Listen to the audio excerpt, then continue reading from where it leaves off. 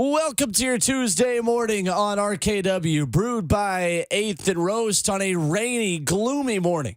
Our spirits are anything but. We've got Ramon Foster, Kayla Anderson, Robert Walsh, our producer, and a loaded Tuesday morning show coming up for you over the next 4 hours. Austin Price of All Quest, a little early this morning at 7:20.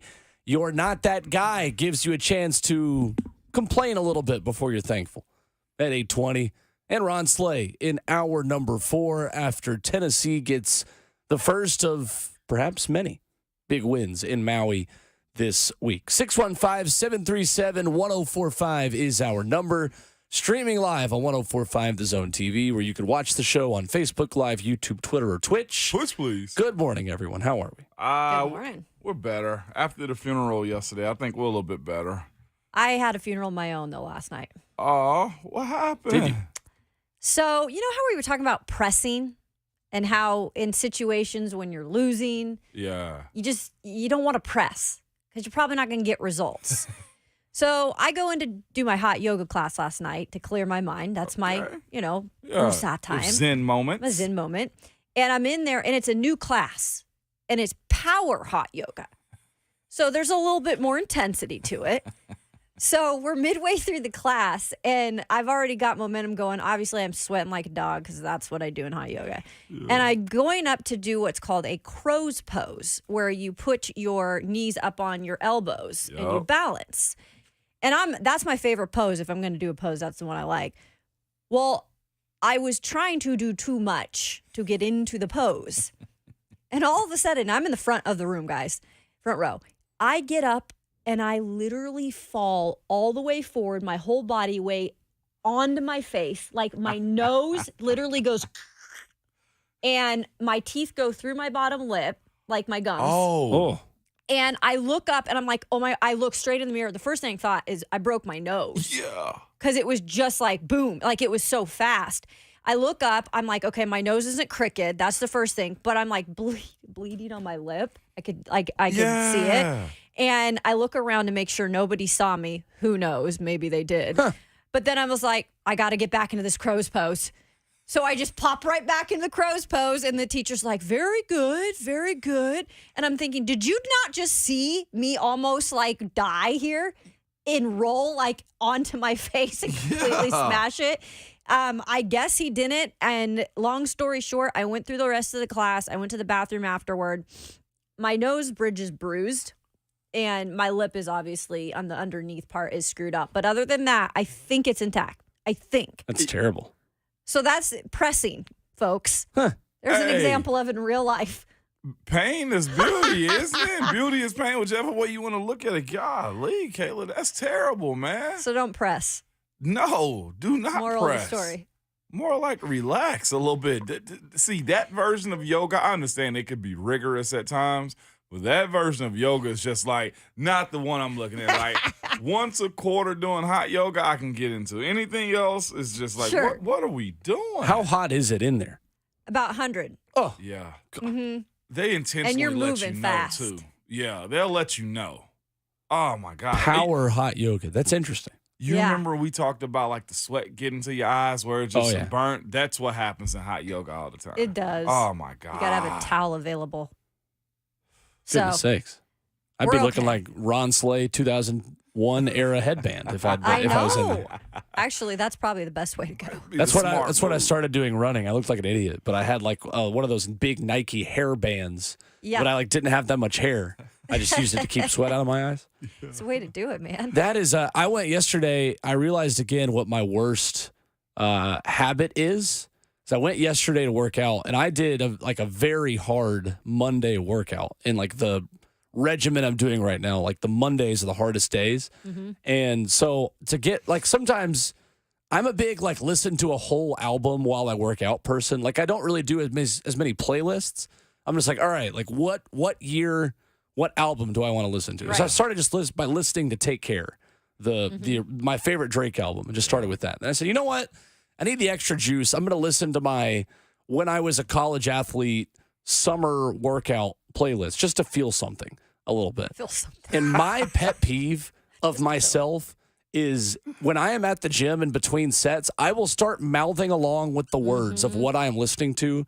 So if you see me at the gym mouthing along to like a Drake song from 2011, no, you didn't, first of all. So I was in the same boat. It was a bit of a intense day. Right? yesterday. I don't know. Maybe it's because we had therapy session all day. I guess so. Yeah. I Ramon, did guess you have so. some crazy? No, well, my day was crazy in general yesterday. My kid had his first high school freshman game last night. Wow. Man, it was pretty cool. I had to do my show in the van yesterday. Got home. Nothing actually crazy for me yesterday. If I'm gonna be real, it wasn't anything crazy yesterday. Okay. My youngest is out of school already. Sumner County's already out of school. For y'all. how long, by the way? The too? week. Oof. The we go. week. You don't sound super thrilled Kids are about this. home. No, and I hated on my kid too. I body punched him on Sunday just to mess with him. It's like, little dog, this is for me and my generation, not getting out the entire week of Thanksgiving. So I Taking it just out. loved on him a little bit, gave him Right. a little body punches here and there. And he didn't even say nothing smart. I was expecting a smart He just aleck. took it like He a champ. just took it like a champ because he know he gets to sleep in. But no, did not. Nothing wild yesterday, to be real with you. I was busy. I ended up going to the grocery store with the wife yesterday. Okay, real quick. Yeah. Do you like grocery store experiences? Because I do not enjoy them. I get anxiety at the grocery store. To me, I don't really have a big issue with it. Okay. Because it's more like one of those situations where it's me and her. Time Miles was with us yesterday, and I'll just be in there messing with us like, do you want to get this? Oh, man, I didn't know they had this. Yeah. Oh, So you make it a whoa. whole You used to be better than experience. this. Yeah, I did used to be better than this. No, Kayla, I make it a whole experience to be like, man, oh, I see why America is the way it is. That's my conversation. Like yesterday, they had a whole section of just Christmas snacks. What? Just the white Christmas cakes, the trees and everything. Oh, They yeah. got different versions of it. They got a cherry cordial cake over there. They got a chocolate Christmas tree cake, the white Christmas tree cake, gingerbread stuff. I'm just like, let the body get cold first, okay? Like, why are we forcing Christmas down people's throats? We haven't even had turkey and stuffing and potatoes Exactly. yet. But we checked off a lot of things for Thanksgiving dinner on Wednesday and Thursday. So we did this. I actually Nice. enjoyed it. Oh, met a guy yesterday. He's a Coca-Cola, a truck driver. That's what he Coca-Cola. does. Wait, did you say Coca-Cola? There's the Ripley, Tennessee showing again. Coca-Cola. Yeah. If Rhett Bryan's up listening to that, he knows Coca-Cola. exactly. I was like, Coca-Cola. Coca-Cola? He's a Coca-Cola driver, and he saw me. He double took me like 2 times in the grocery store, and he finally came up to me. It's like Ramon Foster. I was obviously had on that football guy shirt. Yep. They probably gave it away, but he was also he was new to America. He was a foreigner. Sure. He said he learned how to speak and read English by becoming, hear this out, a 49ers fan. Oh, I thought you were going to say from listening to this show. I did too. I was It's like, like, wow. all right, we're really helping I'm out getting people. there. Walking I'm around getting saying there. you're not that guy to people after just joining the United States of America. Should have We're going to lied. do an 820 this morning. But he had on a 49ers hat and a shirt, but he also said he enjoys listening to us in the morning. He was like, I love listening to you guys. Easy. And he was just talking. He was like, and the afternoon crew. I was like 3HL. It's like, 3HL. yeah, I enjoy listening to you guys. I'm in the truck at like 5 o'clock in That's the morning. great. So it was real cool hearing him and how he actually learned how to speak English. And he enjoys listening to the show. And he also Nice. asked me, he said, you don't want to go play for the Titans? I was like, nah. I'm good. That's the question, promise man. Y'all, that is the number one question. I'm washed at this point. If I just kept playing, different story. But it was real cool with him telling neat. us, one, he enjoys the show, and he. Well, good he morning really this morning. does. Did you get his name? I did not Okay. get his name.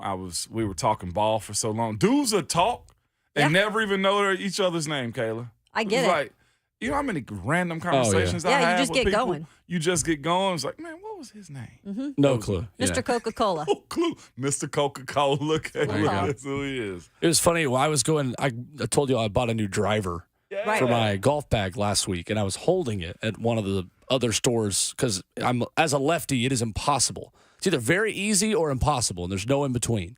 Of like, hey, we have one left. It's been here for 4 years. Hope it's what you need, and it wasn't. So I had to go to a different store, and they were holding it for me, and they were holding it under my name.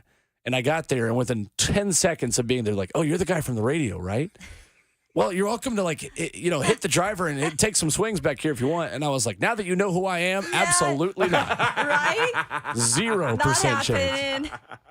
Not exposing. I don't want to. No shot. No. Literally, pretty good. no shots will be taken. I also was on my way to the Riverdale Oakland game Friday. But anyway, That's what I was gonna say. to that time anyway. Is it because you didn't want them to see you? No, I had to get to the high school game. But essentially, I also Pressure. did not want anyone to see my swing. Yeah. It I'd can't hold be off that on bad.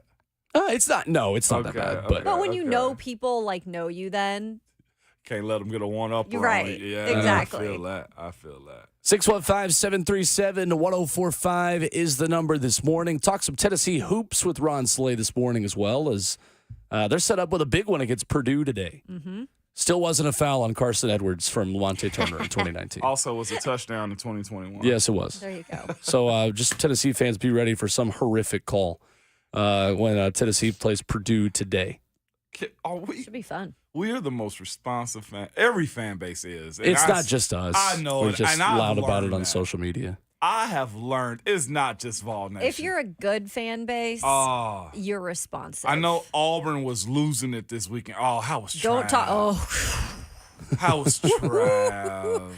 Well, first of all, he and his friend, who's a Bama fan, his best friend from home, they were calling them the Los Lobos just to be it. Well, that's Yeah. New Just Mexico. That's not New Mexico State. Yeah. Just to be inconsiderate Yeah. It didn't because it have- was such a bad feeling for Travis.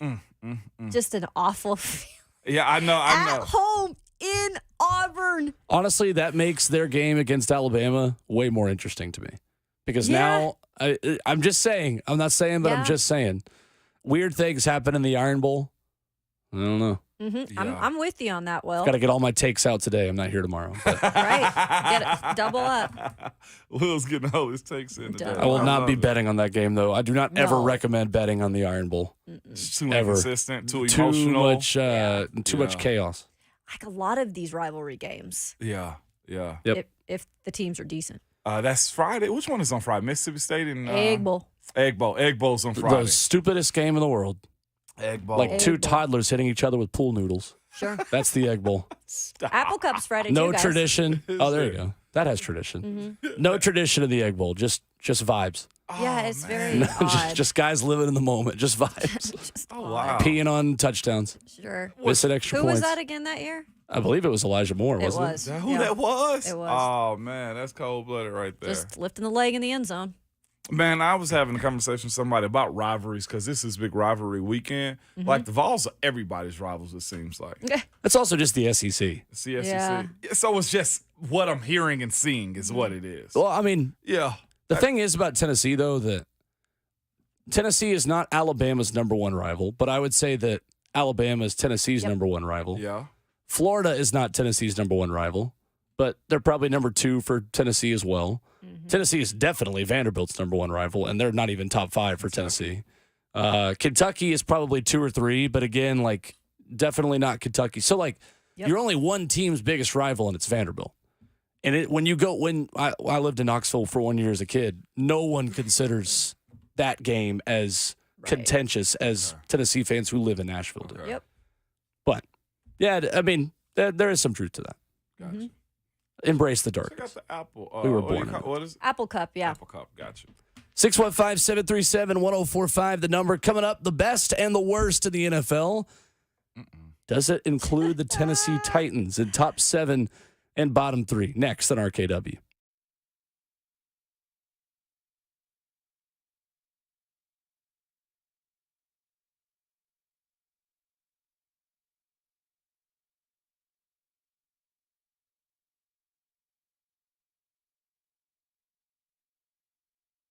Hey, it's Will Bowling. If you are a business owner or facility manager, you have a lot on your plate and a lot to keep up with.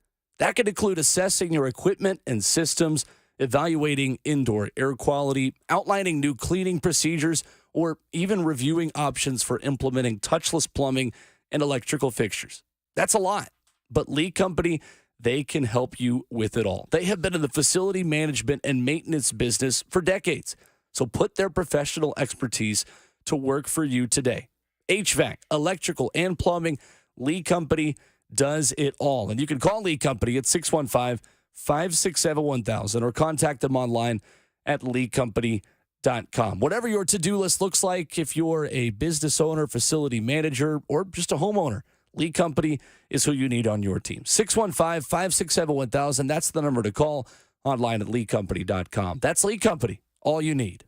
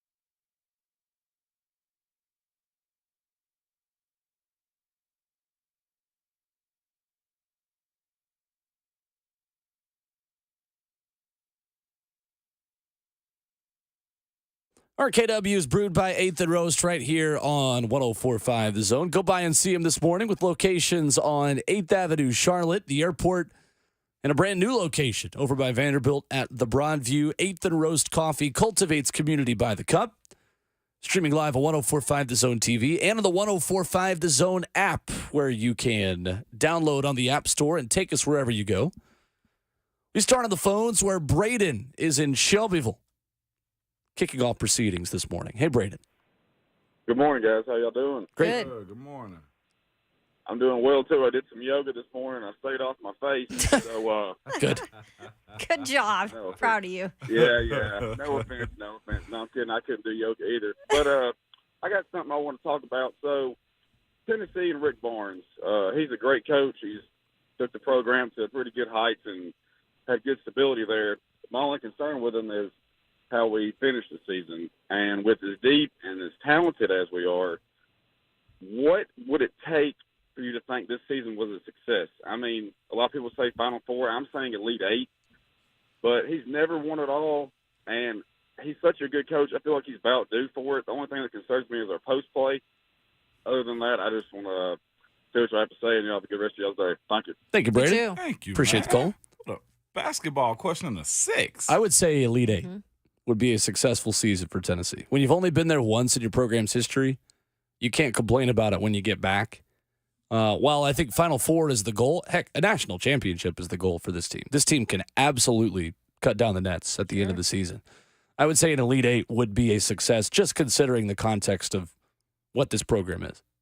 And Rick Barnes he's a hell of a coach. Yeah. I love Rick Barnes. I'm a big advocate of him, and I know that fans have gotten a little bit spicy with him in terms of living up to expectations, and I get it. But really, this roster, and we heard from Ron, and we'll hear from him again today, he prepared us for this. Like, this thing's stacked, and it's not just defensively that they are a solid team, but offensively now they have parts. Yeah. And I think in the past, that's kind of what was missing, was consistency on offense.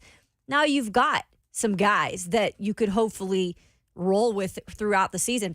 And it's the start of the season. It is. You're going to get better. You should be. Barring injury, like, real quick before we go into top 7, bottom 3 is this. He got all the components of what a national championship team needs to have. He got some bigs, and what he didn't have last year, where Tennessee fans got more upset, was the guy that's going to score.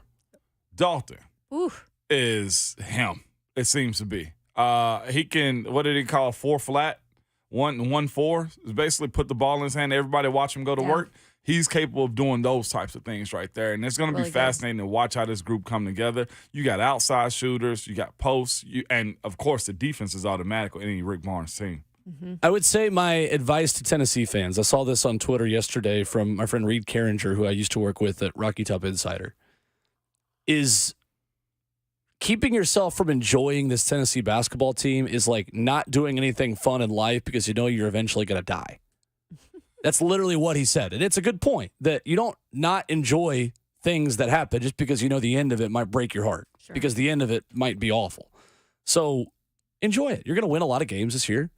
You got a chance to beat the number 2 team in the country today in Purdue and their 7'50" center who's 10 feet tall.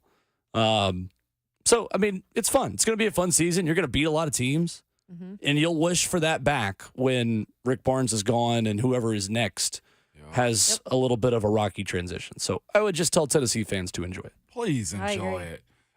And when Andy Staples said, we live in a society, if you're not first, you're last, I hate that. I know. I hate that. That's true. Enjoy it. Yeah. John in the Borough next, 615-737-1045. What's up, John? Good morning, everybody. Yeah, as a Memphis basketball fan, y'all just enjoy the ride, man. Lord, I do nothing but enjoy the ride. And Penny's probably got the best team he's ever had this season. I wish we could play Tennessee this year. I get that there's a history between Penny and Rick Barnes, and both sides bear some responsibility and culpability for that. And I don't know that will ever change. I think the only chance we see them play is in the tournament. But regardless, what I wanted to ask you guys were talking about rivalries in the last segment. I wanted to know, guys, what's y'all's favorite rivalry? Doesn't have to be a Tennessee one. Just your favorite rivalry to pay attention to watch. For me, it's always been the Memphis Southern Miss rivalry, because in football it was always called the Black and Blue Bowl, because it always ended in a fight. There was always a fight, and I'm not kidding. I've watched players get carted off. I watched a Memphis coach grab a Southern Miss coach by the throat and choke slam him. Ooh, wow. I've watched flat out brawls. I watched fans jump over the railing. It's like that thing gets into a brawl. And it's always just fun. Like, it's just fun watching people get. It's fun watching people get nuts when you're not the one getting in the fight. Anyway, y'all, it's about to be Thanksgiving. Let politics ruin your family's dinner. Don't let them ruin it by planning a funeral. Drive safe, be smart, don't drink and drive. Have a wonderful trip. Thank you, John. Appreciate the call. Thanks, John. Happy Thanksgiving. Favorite rivalry? Huh. It's a good question. Favorite rivalry? I mean, you always got to say yours, right? Like Apple Cup I by wasn't. far. That's one of mine because Okay. it's so historic. And Apple Cup for you? and they just extended it, even though UW's obviously leaving the conferences. But I've also covered the game between Ohio State and Michigan. That's a really fun rivalry. And I've covered the Iron Bowl, and that's an incredible rivalry. So I'll put those of my favorites along with just my own teams. Mine might be, honestly, You know who it is. Black and What? yellow, black and yellow. Pittsburgh, and Baltimore. Ravens. Pittsburgh, Baltimore. Okay. Definitely. Army, Navy. Favorite rivalry. That is a good one. Yeah. I'm going to go with the homer and stick with UNC Duke. Always fun. Basketball? No, I was sticking to lacrosse, but basketball's fun too. What about That field was hockey? fair. North Carolina's lapping Field Duke hockey. in Oh, field now, hockey. Right? with both of them being decent in football, that's what I was thinking. Did you guys see, by the way, that That's fair, thank Bert. you for That the was call, good. John, but Yeah. that's a good question. That's got me thinking right now. It's a little bit too know. hard for 6:30 I in the morning. do enjoy Ohio State, Michigan. It's Ugh, good. I don't. do. I I really do. don't. It's I really do. It's fine. There's a lot of defense. Always bet the under, whatever. If you're betting the under, I love it, but too cold. How about Red Sox Yankees besides Will? I know he's not going to go No, for I that like one. Red Sox Yankees. Okay. I I know you don't like the I always Yankees. had an affinity for the Red Sox growing up just Me because I too. hated the Yankees that much. I always I liked the was Red opposite. Sox. I actually like the Yankees. You did. Explains a lot. You do have that Yankees jersey. I do have the Yankees. I love jersey. the rivalry between NBA players and playing. Oh, God. Oh, they do that? Didn't know they did that. You That's my favorite idiot. rivalry. NBA players and doing their jobs. Jeez Louise. Yeah. Sheesh. Are they playing right now in that tournament? Yeah. Oh, the rivalry between John Calipari and making it to the second weekend of the NCAA tournament now. That's a Yeah. good Oh, rivalry. that's a good one. And my wife sent them Pittsburgh, Baltimore. There you go. It's Oh, Pittsburgh, Yeah, Baltimore. there you go.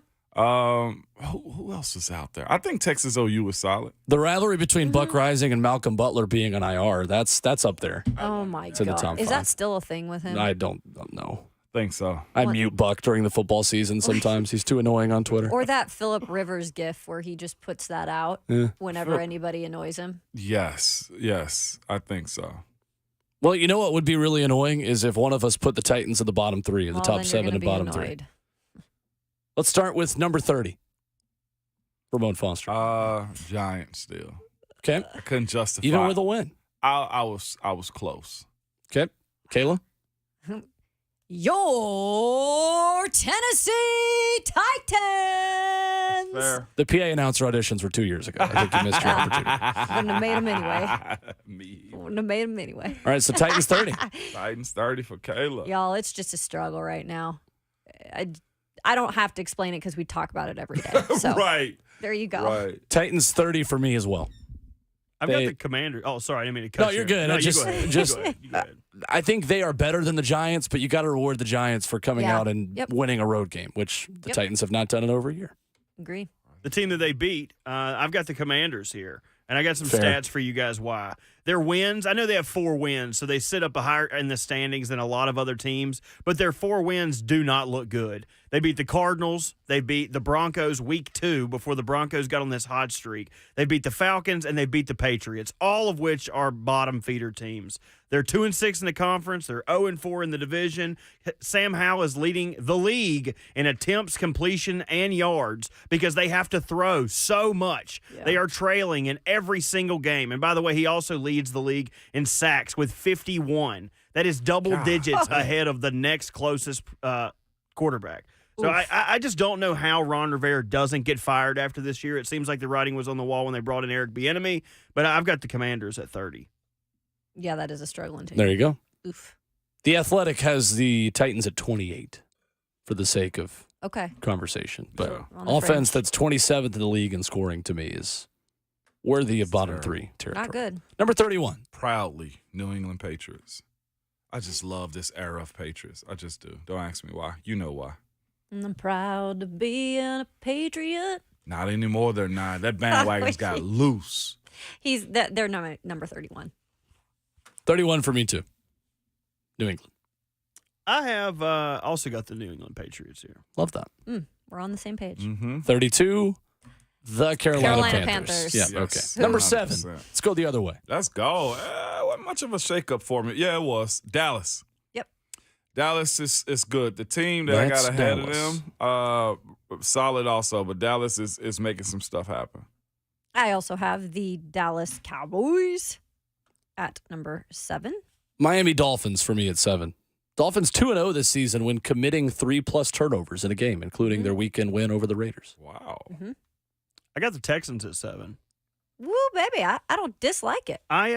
They just look like a winning team. They look like what a winning team is supposed to do. When they're down, they come back. When they have a long third and 14 in the last game, they just hit it and they make it look easy. They beat the Bengals, and looking back on it, people are going to go, "Oh, the Bengals are hurt." That's when the Bengals were on fire. That's when we were all like, "Oh, here come the Bengals. They're coming back."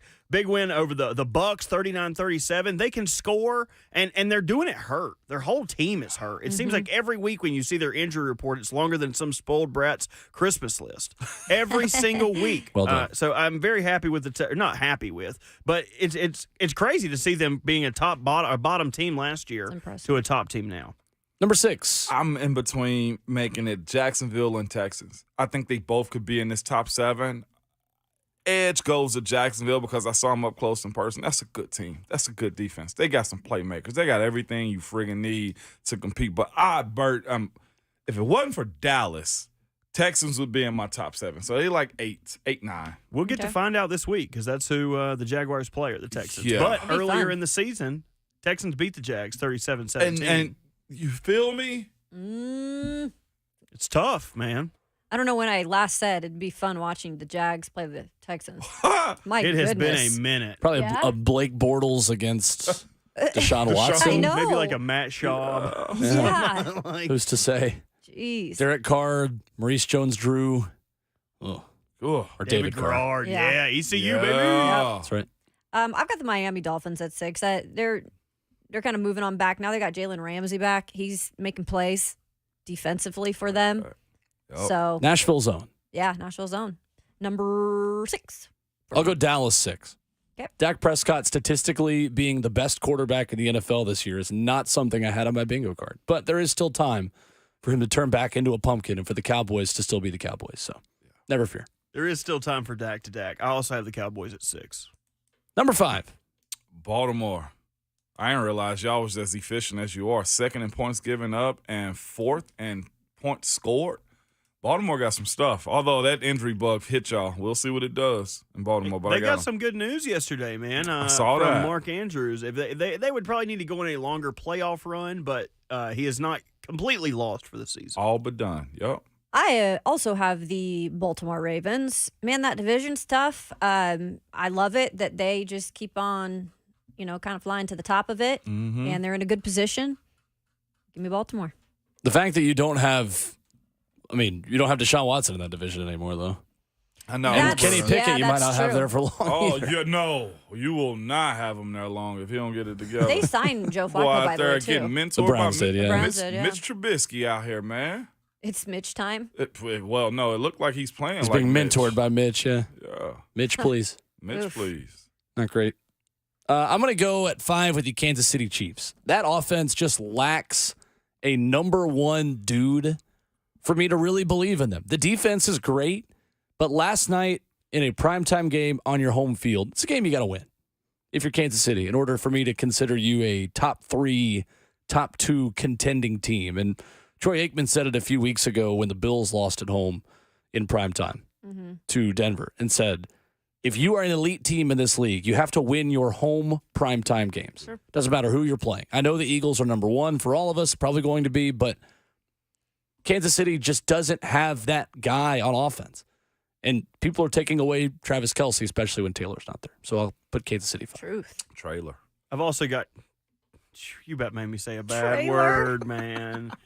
Why are you the made me way say that a you are? bad word. I was I've also wondering why got I Kansas paused. City there. It just seems like they're lacking You know, something, Ball. right? And it's not the same Travis Kelce. I don't care what anybody says. People get older. People's bodies start to deteriorate. Agreed. The old Travis Kelce did not fumble like he did last Yeah. night. He did not drop balls that went right through his hand like last night. Just seems like he's getting older. Seems like Father Time's catching up to him. I've got the Chiefs here. They're still impressive, but not impressive enough to be inside the top 4. He's up holding that phone on FaceTime all night with Taylor. Quickly, number 4. Kansas City. Yep. Kansas City for me. Yeah. Two turnovers in the red zone. Can't happen. Still Detroit for me at 4. I've also got Detroit at 4. Head-to-head win over Kansas City stands up. Will, do we have the same top 3? I think we Do might. we have the same top 5? Do we just become best friends? Yes. You want to do karate in the basement? Number 3. Number 3 for me, I'm going to go rogue here. San Fran 3. Okay. Interesting. Wow. Yeah. I got a Detroit Lions comeback win. That was impressive because I didn't think that was going in the right direction. And that's hard. It's a rivalry, right? No Yep. matter what. Yep. So I liked it. Baltimore Ravens 3. Okay. Robert? Your new number 1 AFC seed, Baltimore Ravens. Yeah. Look at that. I think I had them 3 or 4 last week, too. Something like that. Yeah, Look yeah. at Ramon just side eye. Do you have them 3 too, Robert? I do, yes. I Come have on! them at 3, which means we do have the same top 5. Look at us. So did we have the whole top 7 the same? No, I had Texans at 7. Close. Number 2, number 1, San Fran and Philly? Or who do you have? Correct. number I two? got Detroit, too. That Why, too, yeah. why over San Francisco?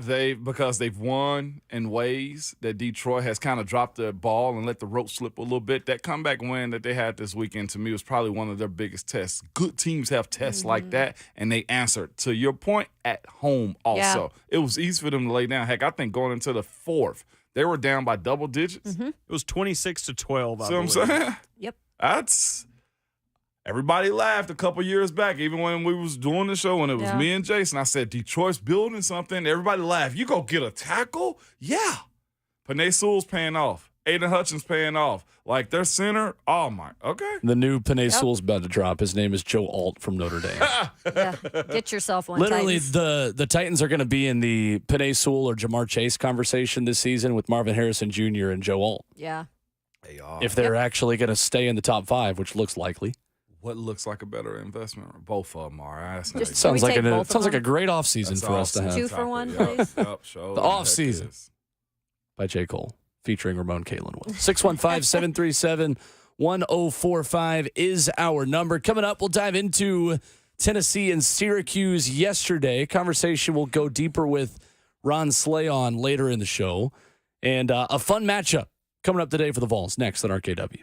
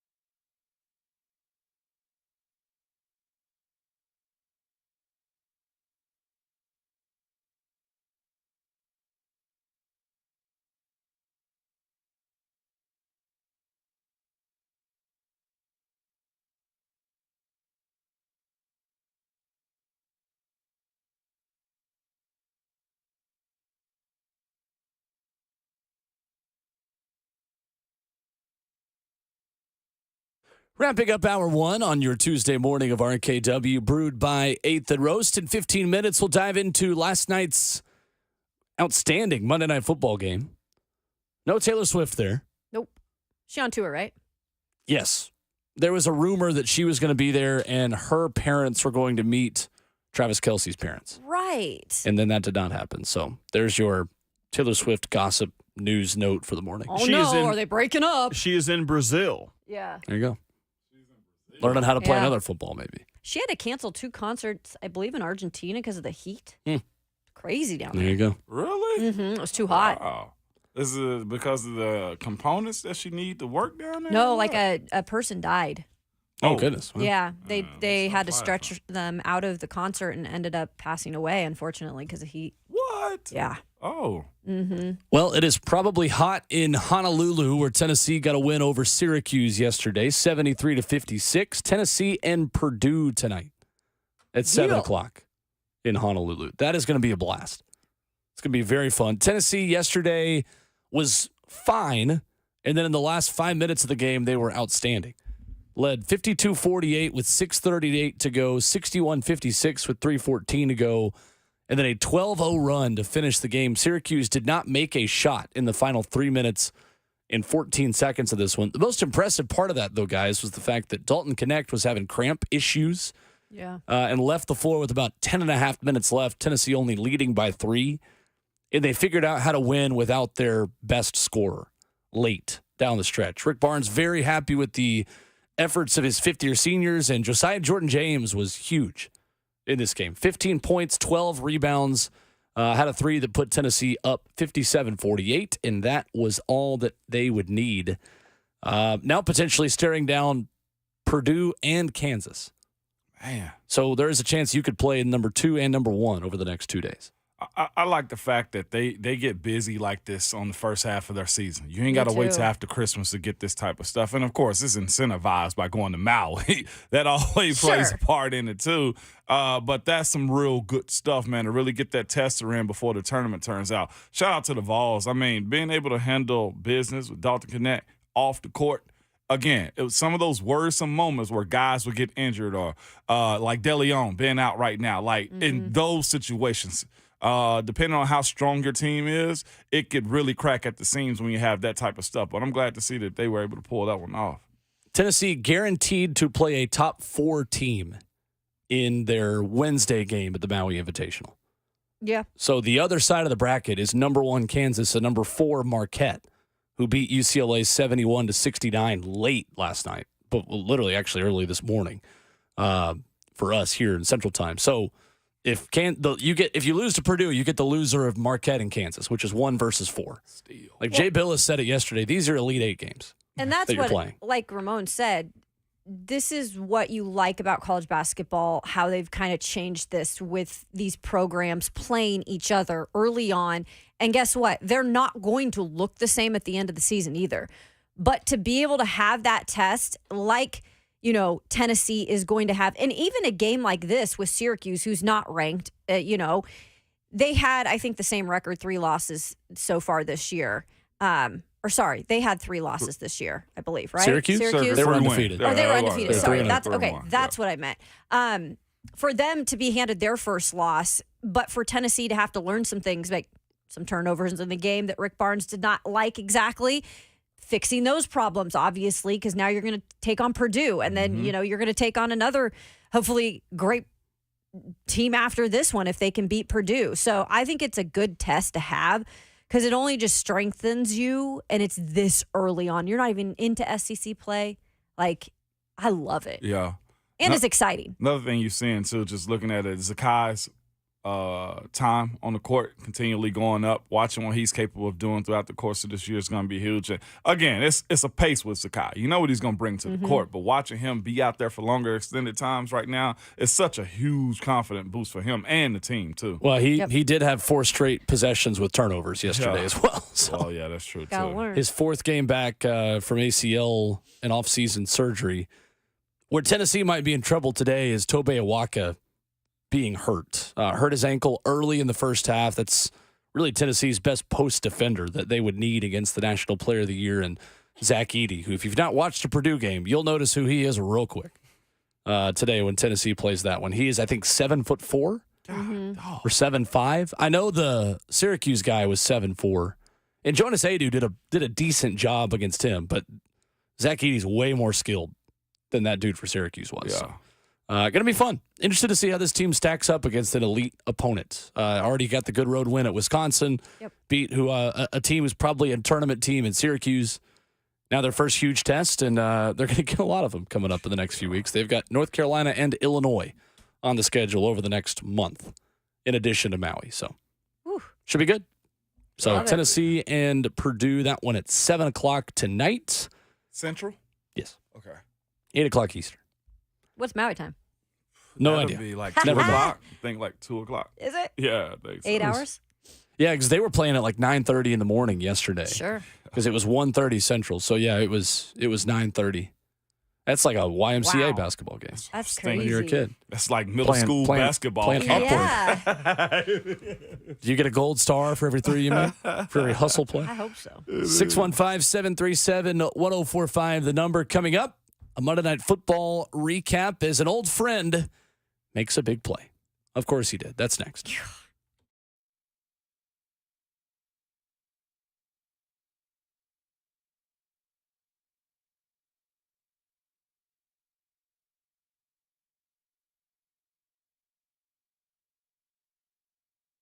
It's Ramon Foster for Hiller Plumbing, Heating, Cooling, and Electrical, man. And right now during this holiday season, Hiller, they're giving away cash for the holidays with select purchases, okay? Hiller wants to make sure that every child experiences the joy of Christmas this year. They're donating $50 in toys to Toys for Tots with every tankless water heater purchase that they have, and giving away a $250 Visa gift card with each unit. Also, you can also get a $500 Visa gift card when you buy select new HVAC systems from Hiller, or get a $500 Visa gift card with the purchase of any new whole home generator.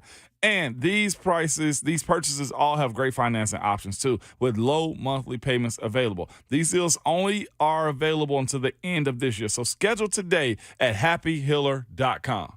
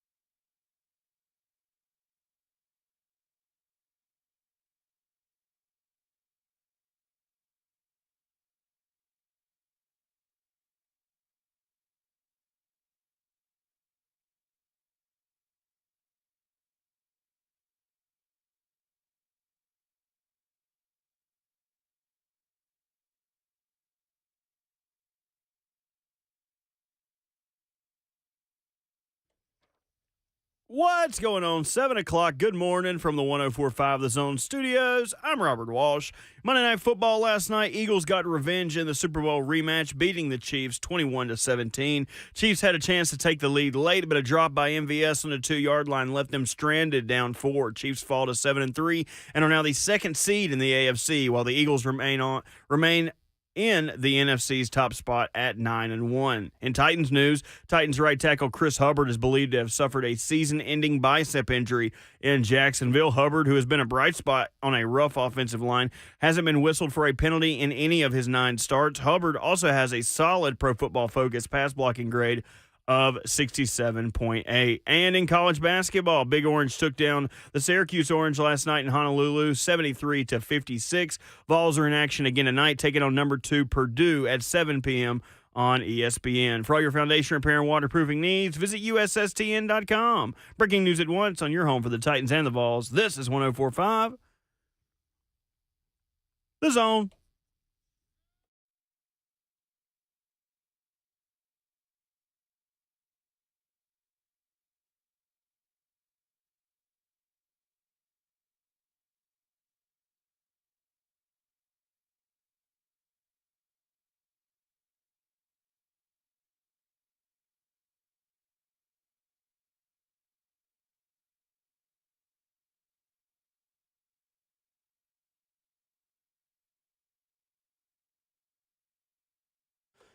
Hour number 2 starts now on RKW, brewed by 8th and Roast. Welcome to your Tuesday morning.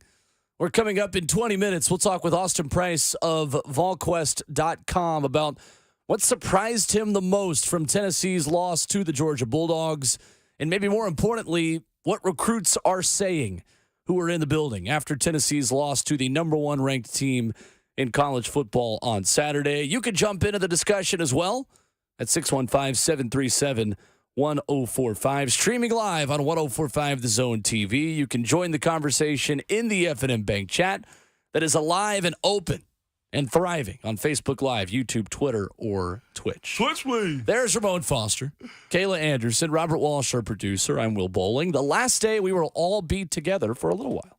Yeah. It's Thanksgiving, baby. Holiday season. I'm looking forward to it, man. Just to relax. I think we all need this little relaxation day. We need a mind break for a second, right? We need a mind break. Yes, mindless behavior. I like the chat today, the F&M Bake chat. People are saying good morning from all over the country because everybody is obviously getting to their destination. And also out of the country, where Dale says on Facebook that he is watching from Japan this morning. I don't trust that guy. You He don't? called in, and I was like, what do you want to talk about? He's like, anything, everything. I was like, well, it's not that kind of show, buddy. You got to tell me something. And he laughed and hung up on me. So, Dale, I'm on to you. And You're then a he fraud. said, can I call back, by the way? No, you cannot call back because I do not trust you, Dale. We will be on tomorrow morning as well. I will just not be here. Yeah, In the words of Magic Johnson, I ain't gonna be here. You idiot. Speaking of Magic Johnson, Commanders fans have to be so tired of him after every loss. He's like the parent that it's not my son if he's messing up. It's my son if he's hitting the home run or the slam dunk. If the Commanders win, he goes, "Oh, my Commanders did fantastic today." And if they lose, he says, "Oh, the Commanders throwing 4 interceptions. You can't win like that." Yeah, here's the tweet from Sunday. Wow. My Washington Commanders turned the ball over 6 times today and gave the Giants 24 points off turnovers, period. We lost 31-19. Thank you. The first reply is from Fake Bo Pelini, which is one of my favorite Twitter accounts, and it says, OMG Magic, I recorded the game to watch later. Oh, my gosh. That is great. My favorite thing Fake Bo Pelini will do is when a coach gets suspended or ejected, he'll tweet updates on the score to that coach. So the past few games during the Michigan game, he'll be like, hey, at Jim Harbaugh UM, you guys just scored. It's 7-0. Oh, field goal, 10-0. At Jim Harbaugh, coach UM, whatever it is. Oh, man. That is my. great. Magic Johnson. There's only one, maybe 2 basketball players that can really talk football. And one of that I know for sure is Ron Slay. Yeah, he'll be on the show later. Anybody else, it sounds like that at times. It's like, oh, they had turnovers and they lost and gave up 20. But no, Magic.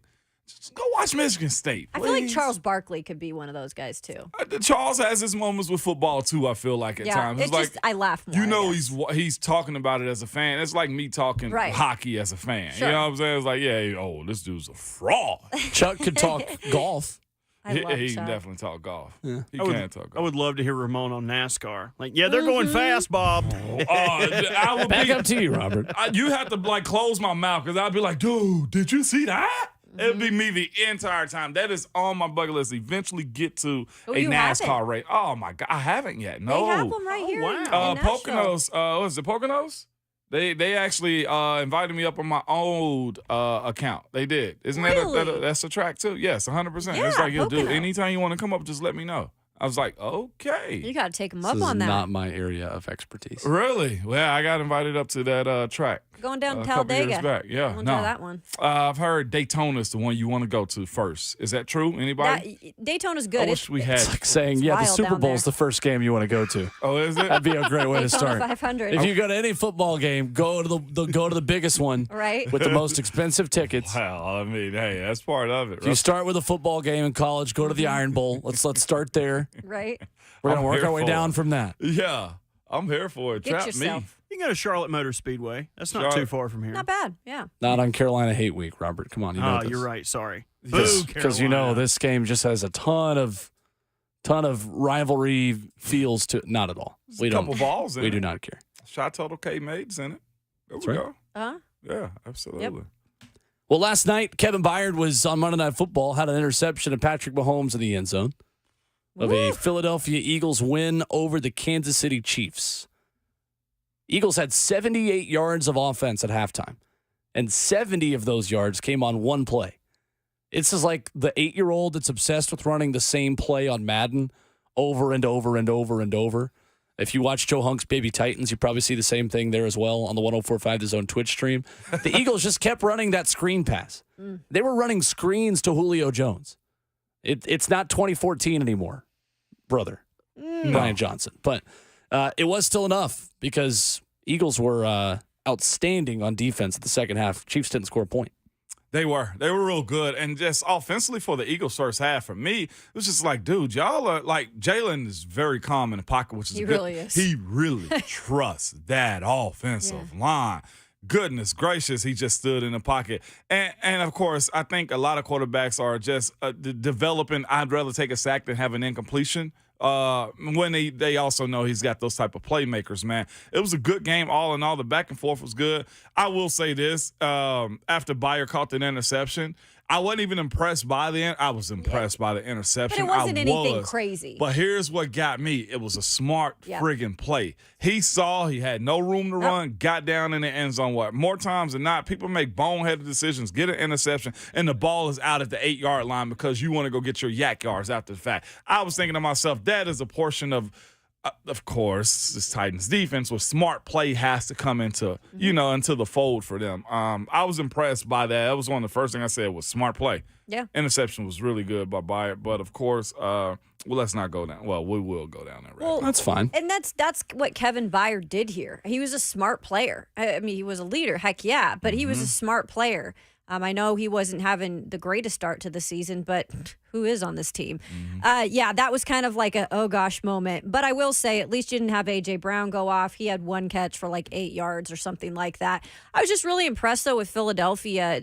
When you're on the road in that environment with those conditions, you're having struggles in the first half. What is the biggest thing, you don't see from a Titans team? I just don't see a lot of adjustments coming out of the half. You come and you see what the Philadelphia Eagles do yesterday, made some adjustments, came out of the second half, and won the game. I thought that's an impressive showing. That's a team that could win the Super Bowl. It was. Absolutely. It Well, looked and two, different. Kansas City's just bad in the second half. No, they were. Like Kansas City But- now has been shut out in the second half of 3 straight games, which is a franchise record. They are scoring the least amount of points in the fourth quarter. Everyone in the league Crazy. is That's a scoring problem. more fourth quarter points than they are. Fourth quarter. That's an issue, man. My man.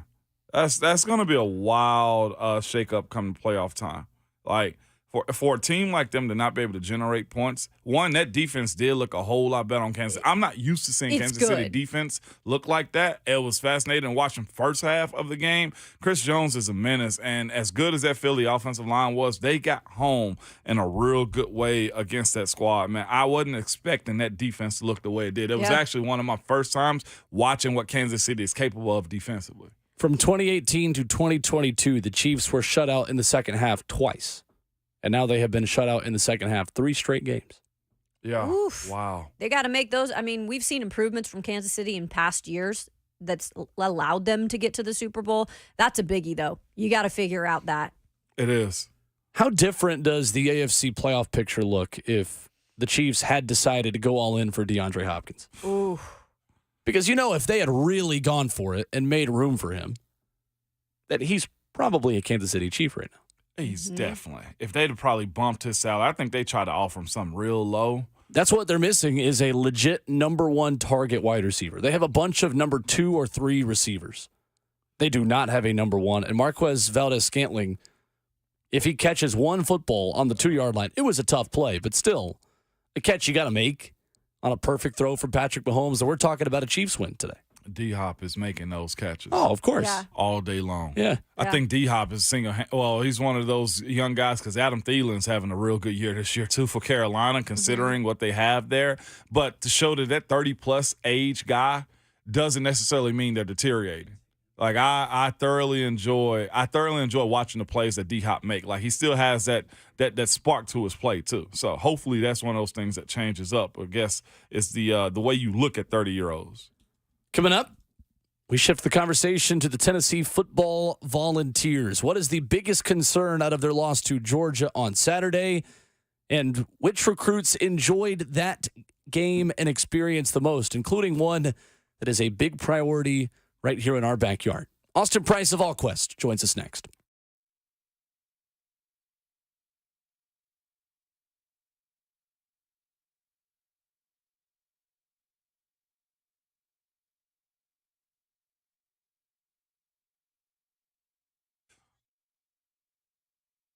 It's Ramon Foster for Genesis Diamonds and a 3-carat lab-grown diamond for just $599 this week, okay? Or a 2-carat lab-grown for only $299. A 1-carat lab-grown diamond for just $99, okay? It's not a mistake.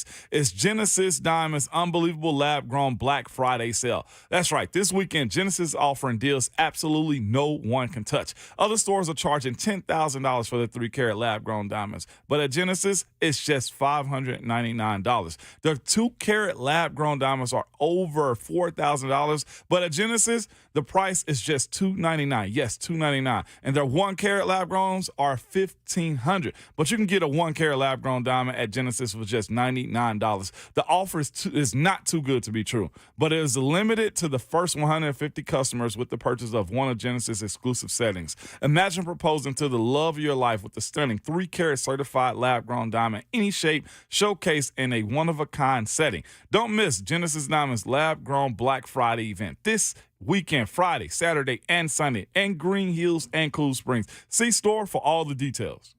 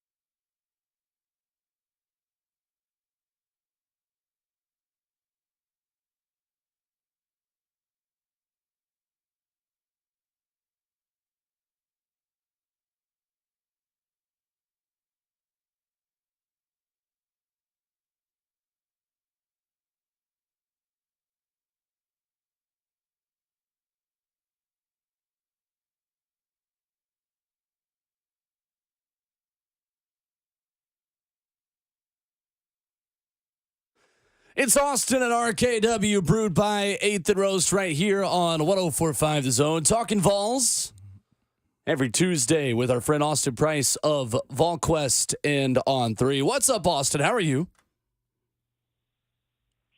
Trying to get my 10-year-old to welcome you back, but she wouldn't do it this morning. Oh, man. Hello. Hi. What's up? Hey, that's awesome. Kayla and Will. What's up? What's up? How's it going? Good. Good. That's awesome. Austin, I'm glad you've got a co-host this morning, too. This is great. Yeah. We try. Is your daughter out of school all week also? Is she in that generation with my kids that they're out all week?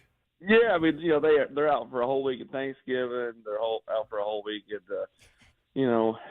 fall break, spring break, Halloween. Then you got the flu days, the cold days, the snow days. It's part of it, I guess. Right? That's right. Sounds so happy right there, Austin. That's right. This time, Austin 316 says the kids are not going to school this week. Stop asking. Austin, in Knoxville this weekend, certainly want to get into the big recruiting headlines, which may end up being the bigger story and bigger deal out of this weekend than the game itself, which wasn't really much fun for Tennessee fans after the first play. What did you take away from this game on the field before we get to those recruiting visits and those takeaways? And what surprised you, if anything, in the way Tennessee looked Saturday? I don't think the game flow or the score surprised me. Tennessee is just not been very good on offense, especially in second halves. I mean, they've got one touchdown offensively in the second half since the calendar turned to October in SEC play. They've only got 4 touchdowns in the second half in SEC play offensively all year. I mean, whereas in retrospect, they scored 3 touchdowns against Alabama last year in the second half.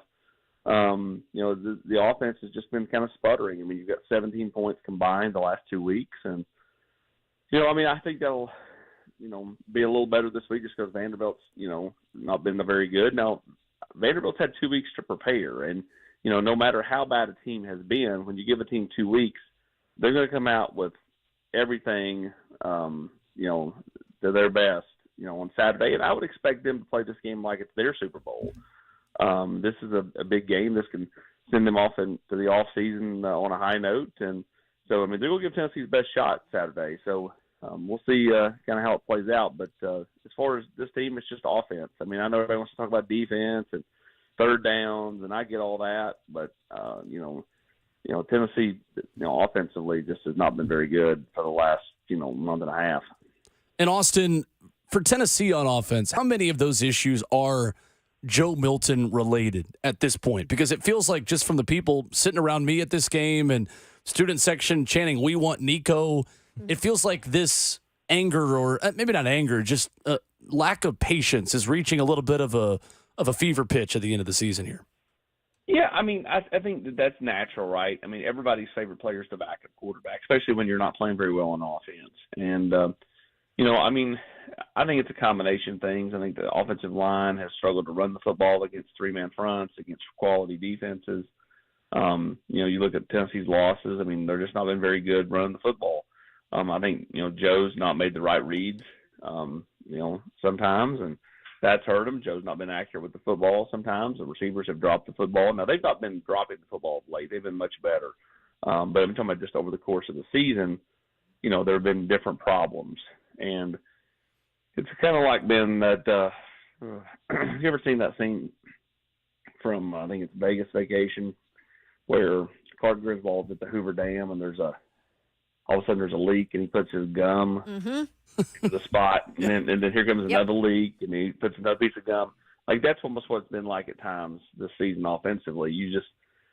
When you get one problem fixed, another one rears its ugly head. It's like my golf game. When I putt better, I drive worse. When I drive better, I putt worse. I mean, it's kind of like that. So, I just got to get to the off season and see what they can do, adjust some scheme type stuff, and then maybe adjust some personnel and kind of see where it goes from there. Austin Price of VolQuest with us. And Austin, correct me if I'm wrong, but a bowl game does not count towards redshirt limits for players. So at this point, Nico Iamaleava, who has one game left that he can play, and still redshirt could feasibly play Saturday against Vanderbilt and in a bowl game and keep his red shirt. Is that correct? And do you feel like that maybe incentivizes Josh Heupel to go with him a little bit quicker?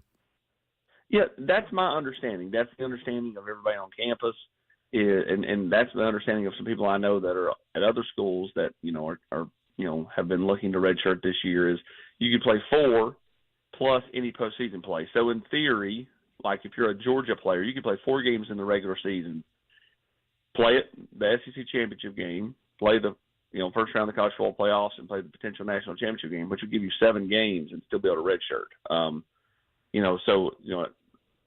Somebody on campus, at UT confirmed that after the game Saturday. So as long as that's still the case, then yes, Nico is eligible to play in the rest of the games, which means play this week against Vanderbilt and then the potential bowl game, whatever that may be.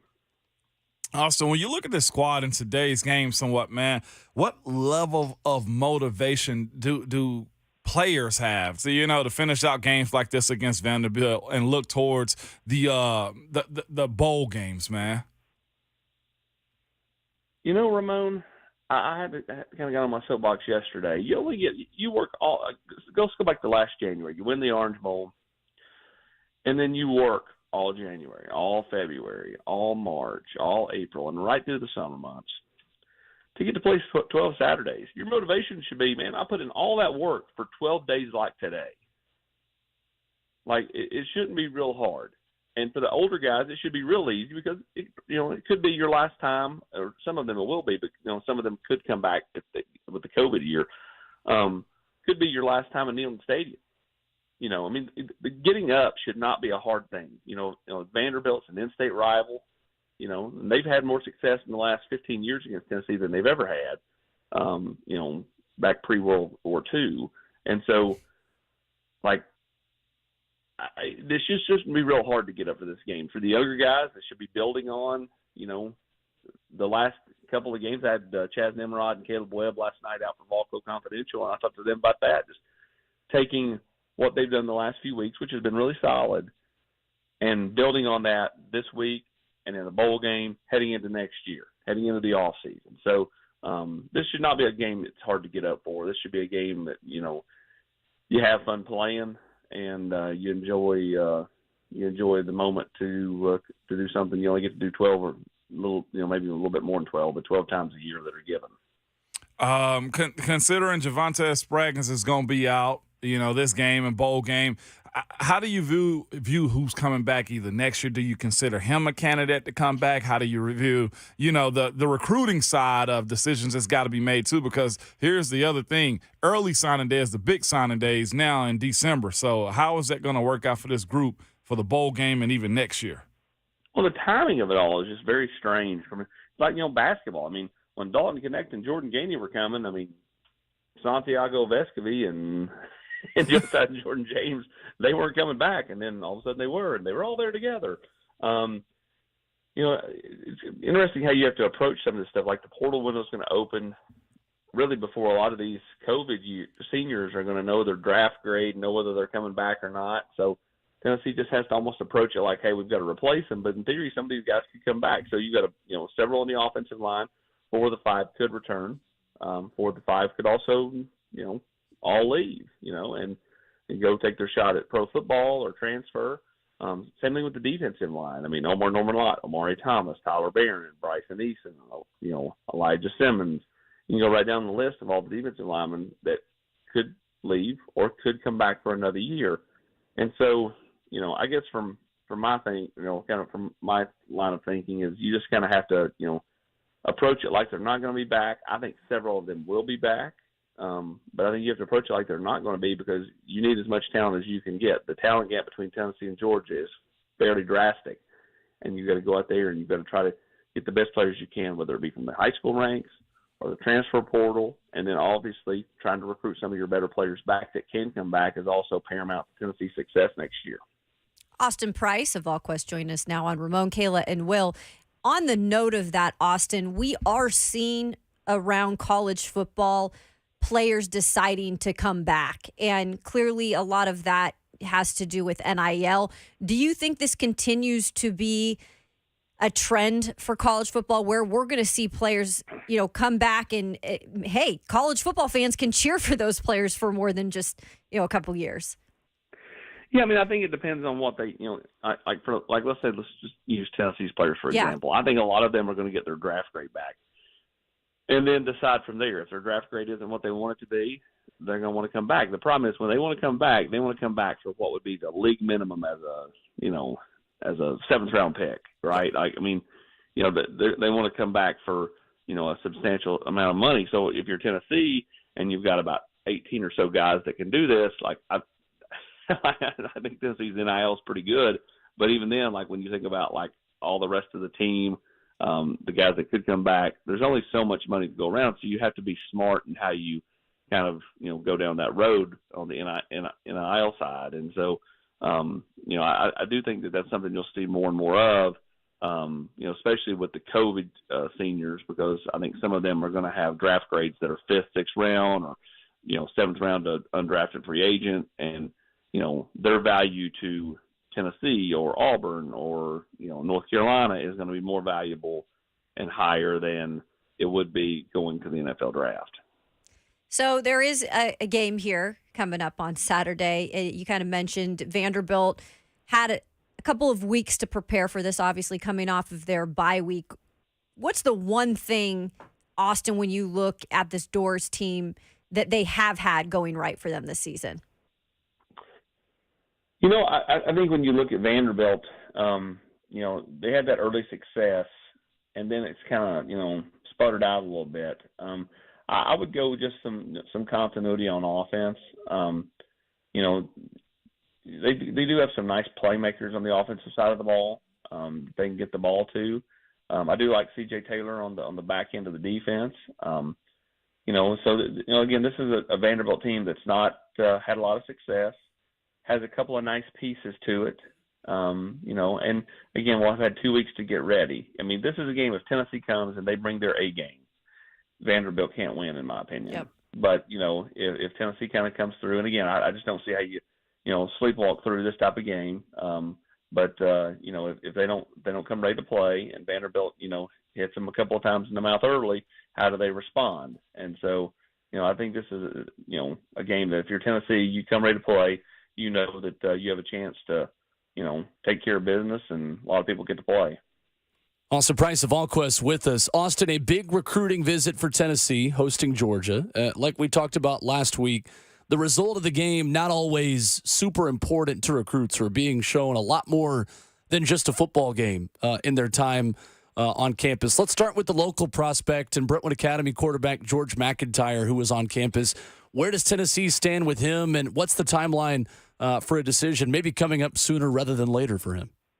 Will, why are you not over? That's your alma mater, man. You got to be over there in the bushes. That's true. Figuring it out. That's true. You should have the inside intel. I should be asking you about George McIntyre. All right, we'll text after this, Austin. We'll text after. I continue to feel like Tennessee's in a really good spot. He's supposed to go to LSU this weekend, which means he'll have visited Tennessee twice, Alabama twice, and LSU twice in the fall. That doesn't count going to the Virginia game at Nissan Stadium with Tennessee. That gives him 3 Tennessee games. He also went to the UCLA game, and he also went to watch his uncle coach at FIU. So the McIntyres have spent, when they've not been at Brentwood Academy on Friday night, they've been out at college campuses all fall long for games. So they love their football. I think he just loves the laid-back nature of the visits here. It's real personable. Obviously his sister goes up here, so when they come up here, it's kind of a family weekend. And then Josh Heupel and Mitch, Militello and Joey Halsley and all the different offensive staff, they just make it just kind of laid back and chill for George, which I think he loves, because that's kind of who he is. He is he's got the ultimate poker face, and a guy that, is I think nearing the end of his recruitment. I think you see him come off the board sometime from December to February. I'd say January is probably the most likely of those dates. And, but I think he's ready to start working towards a decision. And it's really kind of down to Tennessee, Alabama, and LSU. And really for me, it's Tennessee or Alabama. Austin, a lot of other big-time names, including some big-time human beings, starting with five-star Jordan Seaton, who was on campus as well. Whether it's him or just any of the other guys on campus, I'll put you a little bit on the spot here. Who did Tennessee feel like helped themselves with the most, who was at this official visit weekend against Georgia? Well, I think they did themselves a lot of favors with Jordan Seaton. They continue to build momentum there. To me, that's Tennessee and Oregon. Ohio State's kind of, hanging on there as a potential third team. The other teams, to me, are kind of fading. And he's not sure he's going to take any other visits. Now, I'll believe that when I kind of see it. Like, he's loved the visits, and so it's hard for me to believe that he's just now going to shut it down and go into decision mode. I think they did themselves a lot of favors there. I think they did really well with Roger Seliapanga, the Polynesian tight end from Utah, who's originally from Long Beach, California, and played Little League with Nico and Madden Iamaleava. And that's a Tennessee-Oregon battle. I think that's much more kind of coin flip. But I think Tennessee's really in that one. Really likes the kind of the family culture here at Tennessee, and his family really had a big time here at Tennessee, his mom and dad. And with the 25s, I think Tennessee showed well with Caleb Cunningham, wide receiver from Mississippi. I think they showed well with David Sanders, five-star offensive tackle from the state of North Carolina, Charlotte Providence Day High School. So, I know the game didn't go Tennessee's way, and I know fans struggle to understand that, recruits don't really look at the outcome of the game. Like, if you're going head-to-head with Georgia for a recruit, sure, Georgia can kind of use that over you. But the overall view of every recruit that walked out of there Saturday night was, well, it's Georgia. I mean, nobody beats Georgia. I mean, it wasn't a big deal that Tennessee lost. It was, they love the atmosphere. They love the time with the coaches and so on and so forth. And that's why I was actually going to head to you, Austin, is asking that question. The wins and losses matter whenever you look at it. And do you find some of those recruits saying, well, yeah, the environment was great. The coaches were great. The players, the way they hosted them was great. I want to be a part of it, as opposed to, I think it was a Cam McHale, who's probably, a Georgia guy. Do you find them saying, yeah, I don't want to go to Georgia. Let me go somewhere else where I can actually beat Georgia? Do you find that in today's athletes? They're more the unicorn, Ramon. Okay. A lot of kids just, path of, least resistance, the easiest path. And let's face it, I mean, nobody's going to hate on anybody that goes to Georgia as much success as they've had the last few years. And even before they won the 2 national titles, I mean, Mark Richt had a ton of success. Kirby started off strong, and then now it's only multiplied since they've won back-to-back and have a real chance to go for a three-peat. So I think it's few and far between that are like, hey, let me go and help this other school. A lot of them are like, oh, this is the easiest path. I mean, I've seen that a lot. I think that happened a lot with the 2022 class. I mean, when Tennessee was kind of under the NCAA investigation cloud, for a lot of that group, it was just easier to go to other schools than it was Tennessee. And I think what you've seen now is Tennessee had success last year, obviously 11-2 in the Orange Bowl win. They've been solid this year, going to go likely 8-4 if they beat Vanderbilt. And a lot of that 22 class is looking around going, I wish I went to Tennessee. I wish I went to Tennessee. Because I've talked to a few of them, and they wish they'd made a different decision. So, I think, kids are just built different now than they were when you came out or when, kids came out in the early 90s. I mean, it's the transfer portal era. It's the let's transfer. I mean, I got a hangnail. My girlfriend broke up with me. My dog ate my homework. Whatever. They're all the most simplest of things can cause a kid to want to jump in the portal. So it's just different now. Kids are different now. Austin Price of allquest.com with us this morning on RKW at Austin Priceless, where you find him on Twitter. Great stuff as always, Austin. Thank you. Appreciate it, guys. Thanks, you. Thanks, Austin. Yes, sir. There's Austin Price. And let's dive into the Joe Milton part of this conversation coming up next, because the groans for Nico had not been louder the entire season than they were in Knoxville on Saturday. And also, Robert Walsh gives us his perspective on Neyland Stadium coming up next.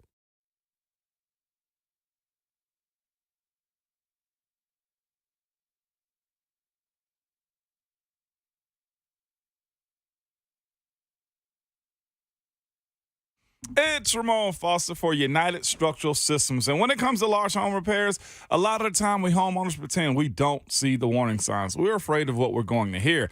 This is especially true with waterproofing and foundation repair. It could be something big that needs to be fixed right away, or maybe a small problem now that'll become bigger later, or maybe nothing at all.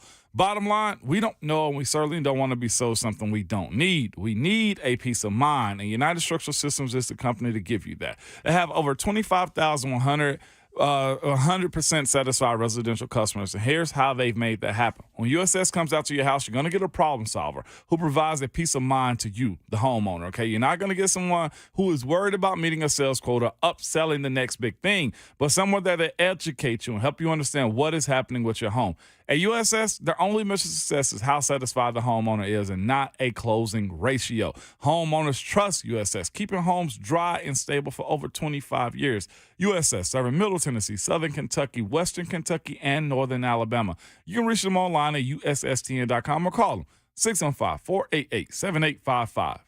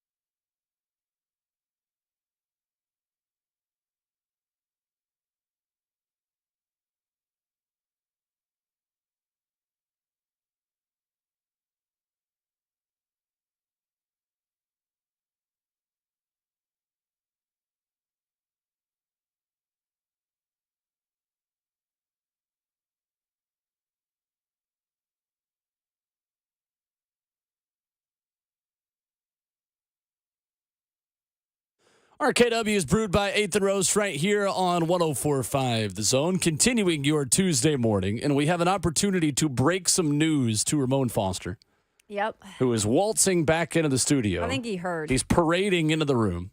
I think he heard. Do you know already. the breaking news that just happened in the NFL? Breaking news that just happened. Oh, in the he NFL? doesn't. No, I do Yes. Oh, here we go. Should we I play was out the there- sounder? news. Should we play the sounder for the full Please, just effects? I ain't checked my Yes. phone, and I was Robert, out there talking to Let's Red B. go. Here we I'm go. surprised he didn't tell you know. what Are just we happened. serious? Yeah. Breaking sports news on 104.5 The Zone. Y'all playing. According to a statement from Pittsburgh Steelers head coach Mike Tomlin, offensive coordinator Matt Canada has been relieved of his duties. Hey, let's go! Oh, Canada. Canada. It was bound, and when Najee spoke up, Yep. when he spoke up, when he said what he needed to say, players outlast coaches. That's what I'm telling y'all. If it's bad, it's bad. That's why I'm telling y'all down here. Respect. They're like, oh, now 4-letter network. You want to send me the alerts and everything? Ain't nobody got time for that. No, the only network you need is a 3-letter network. RKW. Duh, tell them, Will. Yep. Take the surprise edge. Ooh, I didn't know it was gonna be Thanksgiving like this, man. Mm-hmm. Spend time with family, man. I mean, you gonna cash out, do all those things. I hate to see a person get fired. I will forever say that, okay? Yeah. You say that after your let's go. But Come on. Hey, this is the That equivalent of needed to Todd happen. Downing situation, man. That's all I'm telling y'all. If you know, you All know. you needed to say. That's it Yeah. right there, ain't it? Oh my gosh.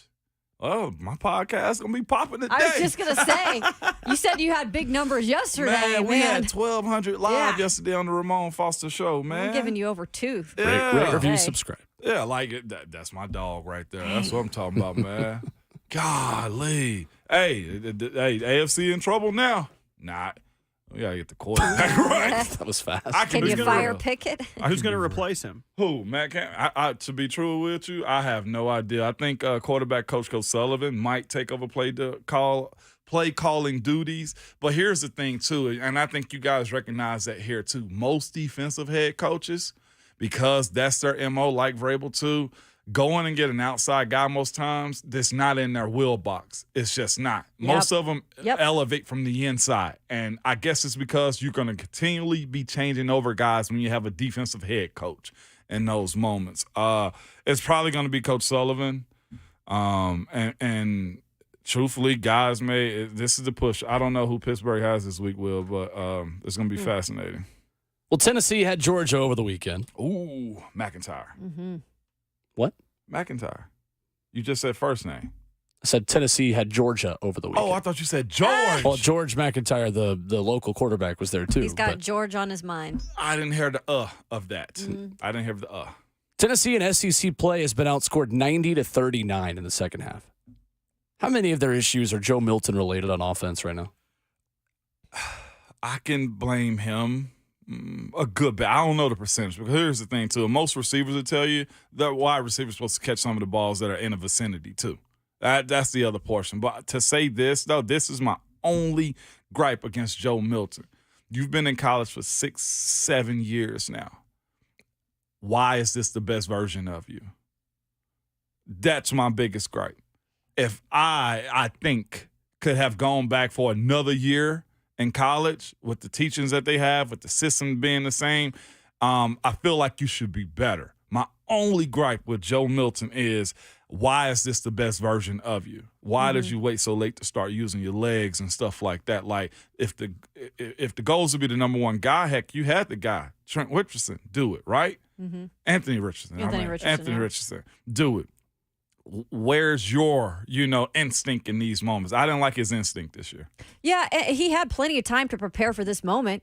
I mean, he sat behind Hendon Hooker. Those two talked all the time, shared a lot of time together in the training room, on the field. So I think he definitely probably was a little underwhelming at this point. Now, let's add into the fact, guys, that they have had a decimation of the wide receiver room. Right. I mean, that has not helped.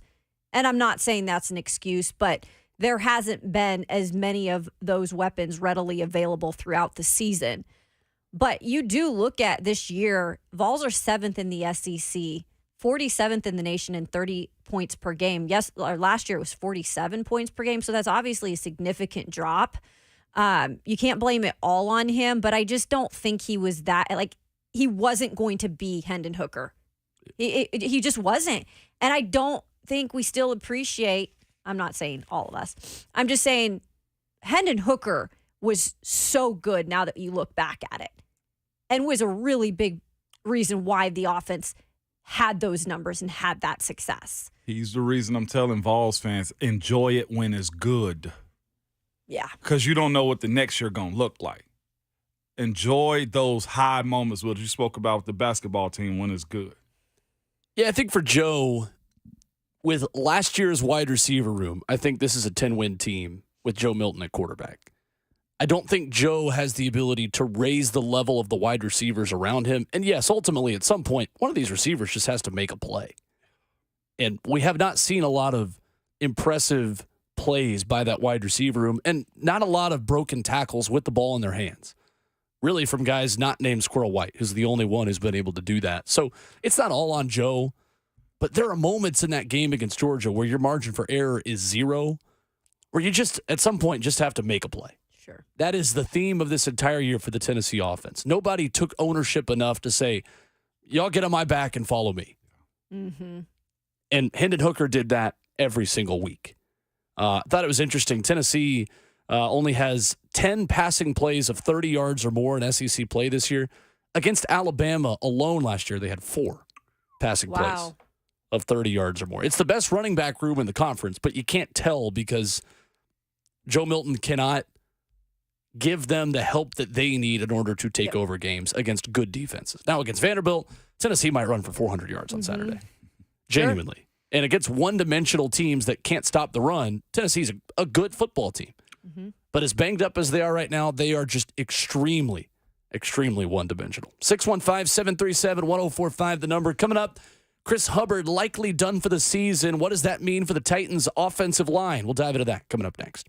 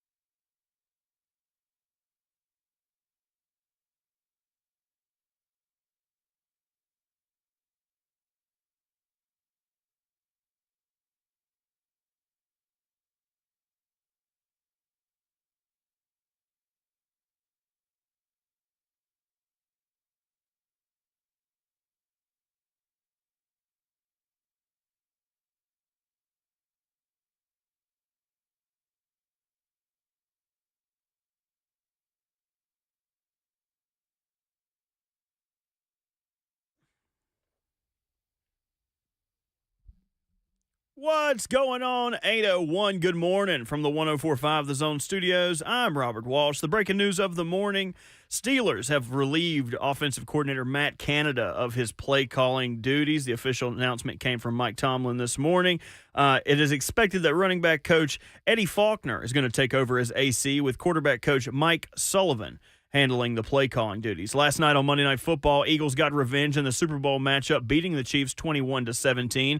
Chiefs had a chance to take the lead late, but a drop by MVS on the 2-yard line left the Chiefs stranded down 4. Chiefs fall to 7-3 and are now the 2nd seed in the AFC, while the Eagles hang on to the NFC's top spot at 9-1. Some Titans news from yesterday. Titans right tackle Chris Hubbard, believed to have suffered a season-ending bicep injury in Jacksonville. Hubbard, who's been a bright spot on a rough offensive line unit, wasn't whistled for a penalty in his 9 starts and also had a solid PFF pass blocking grade of 67.8. For all your foundation repair and waterproofing needs, visit USSTN.com. Breaking news at once on your home for the Titans and the Vols. This is 104.5 The Zone.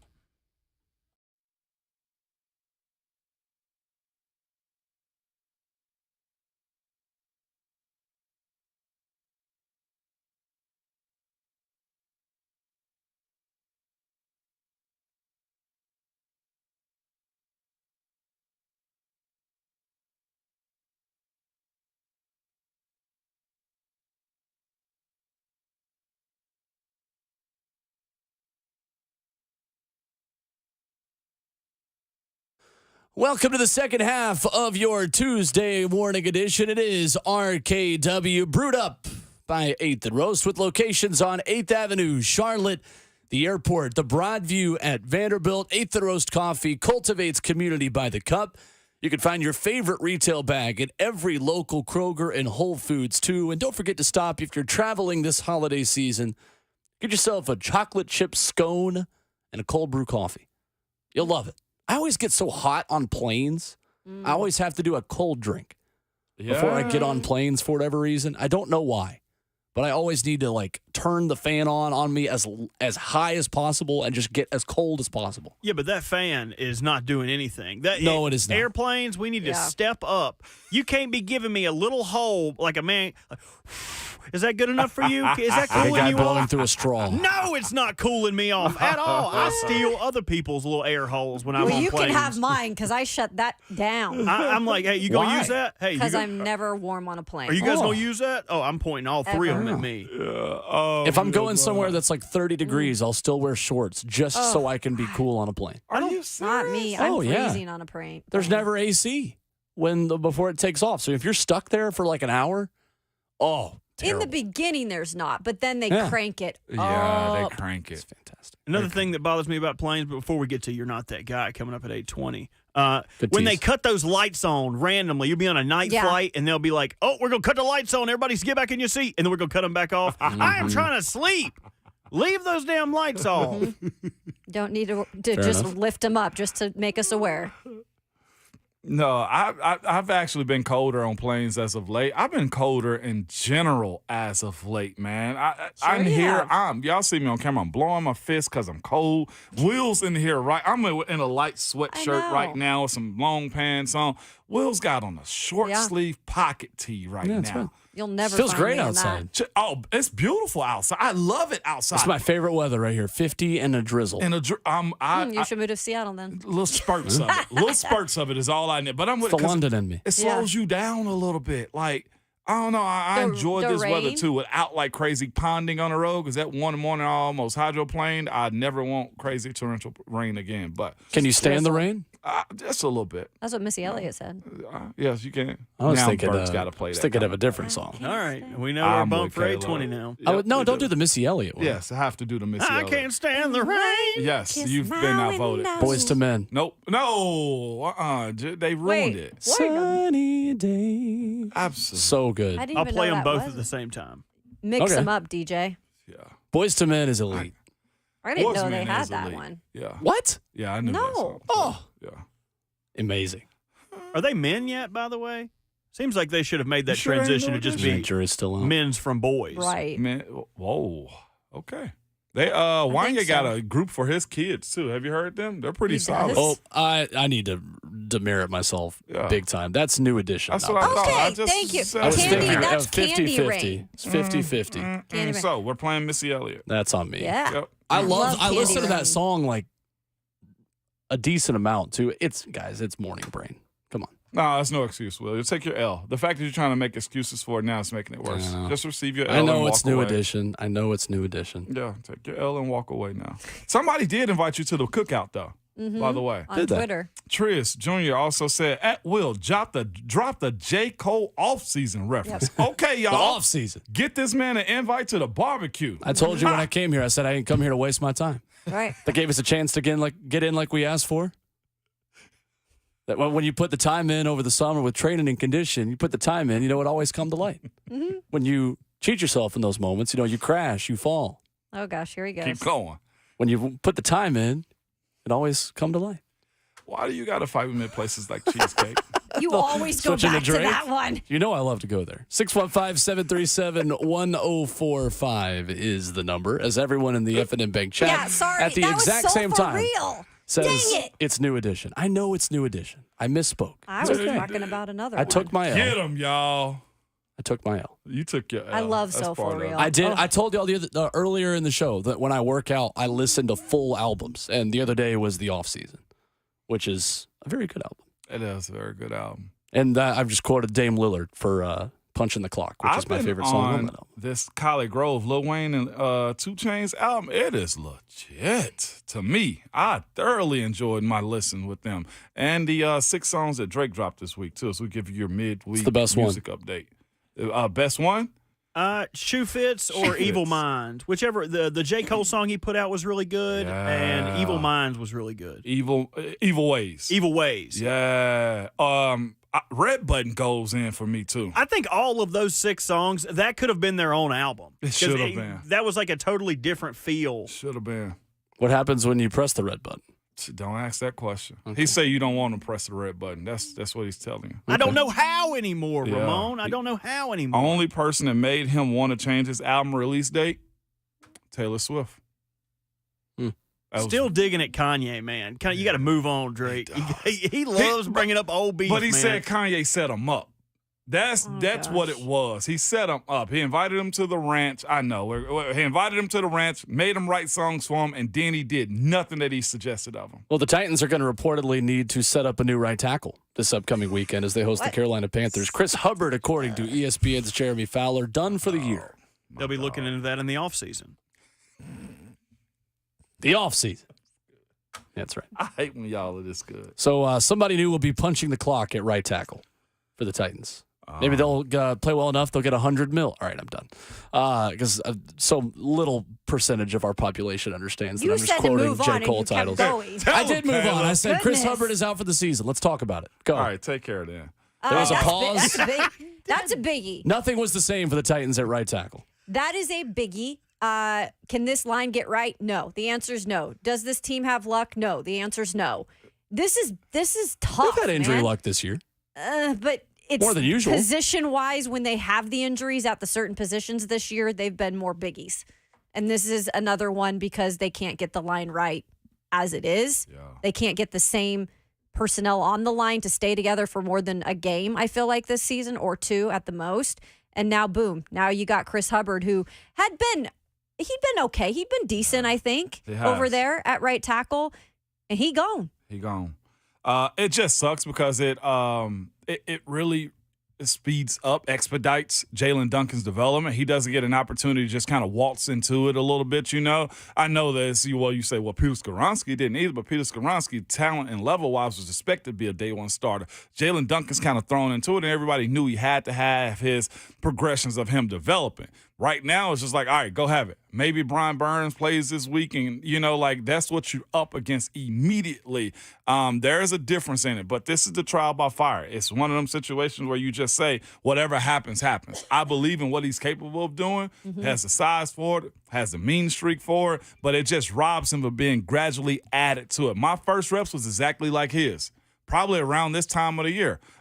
Extra tight in to where you say, okay, I can play in this league. I blocked him. Now you got really thrown into the fire. I'm fascinated to see how Vrabel's going to be patient with him. I did see on the sideline this past weekend, they came out of halftime. Of course, Jalen Duncan's going back at right tackle.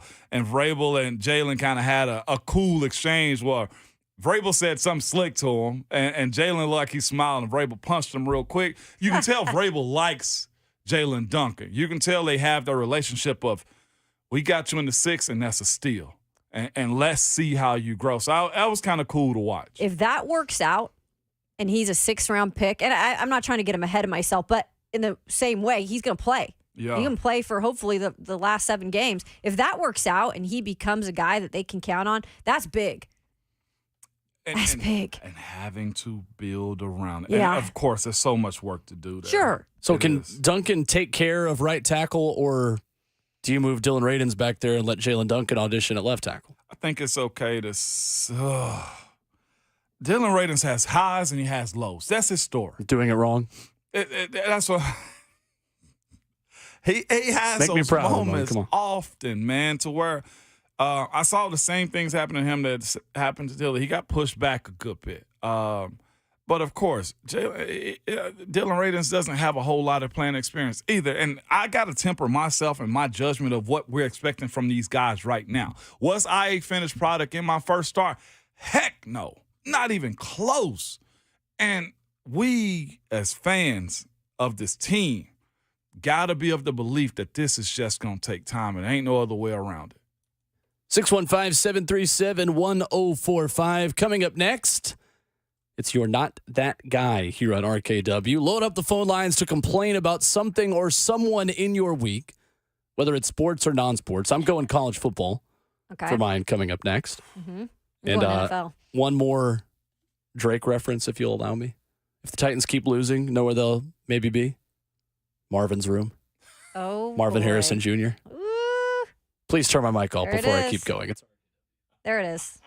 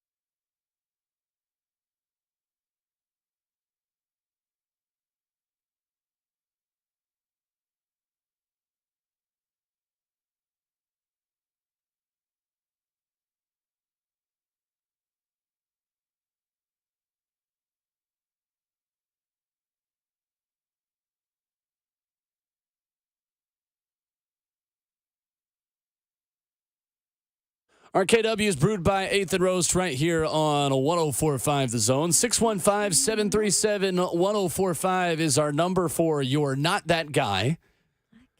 Besides me for incorrectly saying that Can You Stay in the Rain was Boyz II Men and not New Edition. So I am not that guy, first and foremost. Let's start there. No, you're not, Will. It's all good, though, man. People correct you. The chat will get you at all times, too. That's what you cannot. Oh, they will. You I'm will not be that held guy accountable. because I fell on my face this morning. So somebody called me out on that too this Almost morning. bit through your lip, Kayla. That's crazy, man. My nose is hurting this morning, by the way, and I have a headache. You out here like Gonzo this morning. Yeah, exactly. It be like that, Kayla. It be like that. Don't trip, man. Everybody mess up. My youngest, man, took a spill yesterday. I was like, you know how many times I've fallen? Like, legitimately. Everybody does something embarrassing in their life. At least I was working hard for it. Sounds Yeah. like the other guy who's not that guy last night was Mark Wahlberg on the Manning cast. Did you guys watch that? Yep. I saw Babs tweet, and I was like, I just saw that too from Dawn. man. Yeah, Dawn. I keep calling her Babs. Yeah. Like, That's fine. yeah, everybody She's knows. answered to worse. I wasn't watching the Manning cast last night, but it sounded like the guy was horrible. Wasn't great, Bob. And Peyton said at the end of it, we'll let you go. You're free to go or something like that. Wow. He, I guess, knew how bad it was. He knew how, Like, see ya. but here's the thing, too, with Mark Wahlberg, he's documenting, like, he is like a 3:30 a.m. wake-up guy. And I don't know if he was tired, so why commit to it? Like, look at his story. Oh, like, wow.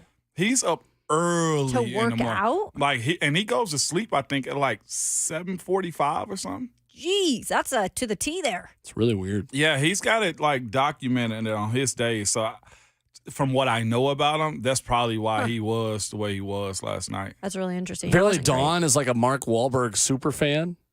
I did not know this about Dawn. I didn't Davenport. either. She put this on Twitter. Said, anyone who knows me knows how much I love me some Mark Wahlberg. But, dude, if you didn't want to do the Manning cast, just Yep. say no. I've never seen anyone look so miserable, so Yep. weird. Marky Mark disappointing me, and I can't handle it. Marky Mark, Dawn. Marky Mark and the Funky I know Dawn is Bunch. probably listening, but what is Marky That's Mark? his Marky Mark and the Funky Bunch when he used to What's that? do some. Oh, You just my made that up. Lord. No, No. I Oh, swear, that's a no. rap group. There's no. Oh, Yeah, that well, was he used to rap. You didn't know that? No. That's Yeah. 2 times you've been not Marky the guy, Mark and the not Funky that guy. Bunch. This today, one I'm Will. okay with. Nah, That was his big thing. When was this? And Danny from New Kids on the Block is his. Yeah, you Bro. didn't know that? Yes. Can you feel it, baby? Yeah. You've heard Good Vibrations before, Will. Yeah, I just didn't know it was Mark Wahlberg. Yeah. They had a thing going on, Will. Okay. Look at me teaching. Look at Feel us it, teaching you feel it. something. Feel it, feel it. No idea that was Mark Wahlberg. Yep. I love that That was song. just a Boston guy who acted. I will say this, you guys. He was at that F1 thing in Vegas just a couple of days ago, which was. seemed to be like you didn't go to bed there. And he was like part of the celebrity golf tournament that we were talking about between F1 and Netflix Cup? yeah, and golfers. Was he PGA really? golfers. He was. Okay. Yeah. He was down there There are doing good some stuff. vibrations out there. The more you know. I'm learning all sorts of things today. I know. I love that song. Man. All right, so besides me, let's get to You're Not That Guy.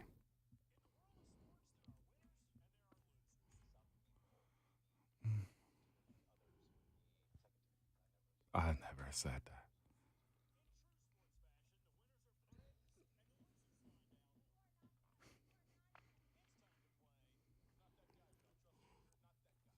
Six 615-737-1045. Complain about me, complain about traffic, complain about your boss, unless he listens. He probably does. Or she. Whoever it is probably listens to us.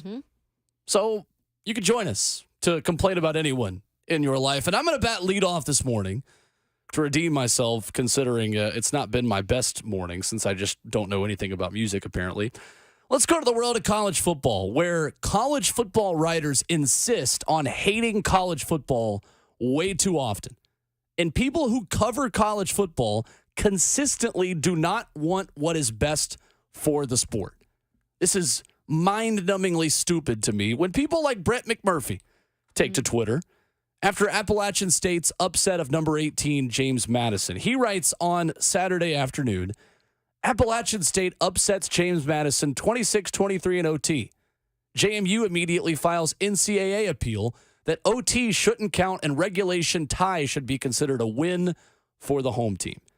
So Brett McMurphy takes a pot shot at a undefeated, now one-loss James Madison team, who is ineligible for postseason play in a 2-year transition period from FCS football to FBS football. About 99% of college football fans love fun and what is best for the sport, which is James Madison being rewarded for having an undefeated season. Apparently not Brett McMurphy, who wants to take a pot shot at a program who is being completely robbed by the NCAA. I have no idea why blue checkmark college football writers insist on alienating their audience time and time again. Brett McMurphy, clearly in this case, graduating from the Dan Walken School of Journalism, one of the biggest lowercase J's out there on the market. Brett McMurphy, I say to you, you are not that guy. Hey, now.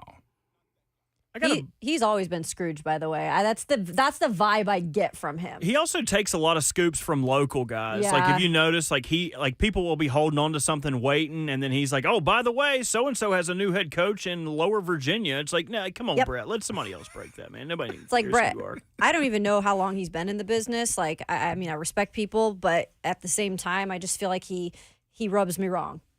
I'll go. Yeah. Because I'm gonna go from college to the NFL, where a 14-year NFL veteran is still continuing to do stupid things. Ooh. We're talking about Denver Broncos Kareem Jackson, the safety over there in the Mile High City. You don't touch Joshua Dobbs like that. You don't do Joshua Dobbs like that. Tell him, Caleb. And in the game this past, what was it, Sunday night, I believe, which was a great game, by the way, he lowered his helmet on Mr. Dobbs less than 2 minutes into the game. Now, he has been suspended without pay for 4 games because he repeated the violation of player safety rules because he had done it earlier this season. Yeah. So this wasn't his first time doing it. He was suspended because he had a hit on Green Bay Packers tight end Luke Musgrave in week 7. So this guy clearly, as a 14-year-old, that's what he's acting like, 14-year NFL veteran, is making these types of not just mistakes, like that is the kind of stuff you can't have in the game. So for me, it's Mr. Kareem Jackson. There are a lot of people on the internet who hate that suspension too. Like, the guy's going to be out for 6 games now. Yeah. And Dobbs was a running back on the play. He was. But he launched. And this is the second. I mean, he already had it the first time, That's why they got him with it, is because it's easier to say, hey, he's done it before. Right. Like we can say he was doing this with malicious intent because he has a history. Because people like us are talking about it right now. Right. I'll say this. I know the world is, there's some sickos out there that love the violence. I love the violence of football too. Jacked up, all of that. You got knocked out, all of those things. Sure. But as somebody that's played the game, I am actually pro certain aspects of taking foolishness out. Like the launching this thing. I'm still on the board with this hip drop. I'm not a fan of that either. The curation of the guys that's actually playing this game and the quality of life afterwards. I honestly think Josh may have been closer to a concussion than he might not have been, because that was a big time hit. the same thing, Ramon. If Dobbs said he's fine, I'm going to roll with what Dobbs got going on. Yeah. But, the launching, not a fan of it. I don't care who you are. It was cringy for me as a player, and even more so in my retirement. But that's me, and a lot of people are probably calling me soft right now behind that. But meet me on the field, get in a 3-point stance. We'll figure this thing out. Let's go. I got about 2 reps. You mean on a Nissan Stadium No, field? no. Oh, okay. Out there. We'll go to the park somewhere. It's on me this time? It is. Yeah. Tired, y'all. Tired, man. It's this life we live and how we go about stuff. And there's somebody else tired, too, by the name of Tiffany. Tiffany Rivers, okay? Philip Rivers, get this woman get this woman a break, man. Philip, Tiffany's tired, dog. Oh, my God. Philip Rivers him and his wife, Tiffany, just welcomed in a number 10 child, okay? Their 10th child, okay? Listen to the ages and names, okay? This is out there. It's not me exploiting this family. This is out there on people.com. Hallie, 21. Caroline, 18. Grace is 17. Gunnar is 15. Sarah, 14. Young Peter, he's 13. Rebecca's 10. Claire is 8. Anna is 4. And the new baby, Andrew, is 1 week old. I get it, Philip. I get it, dog. You can make anything happen, man. You're a Hall of Famer. You got a whole football team at home. Tiffany's tired, man. The fact that you won't let this lady rest, man, Bert, give it to him, man. I'm done.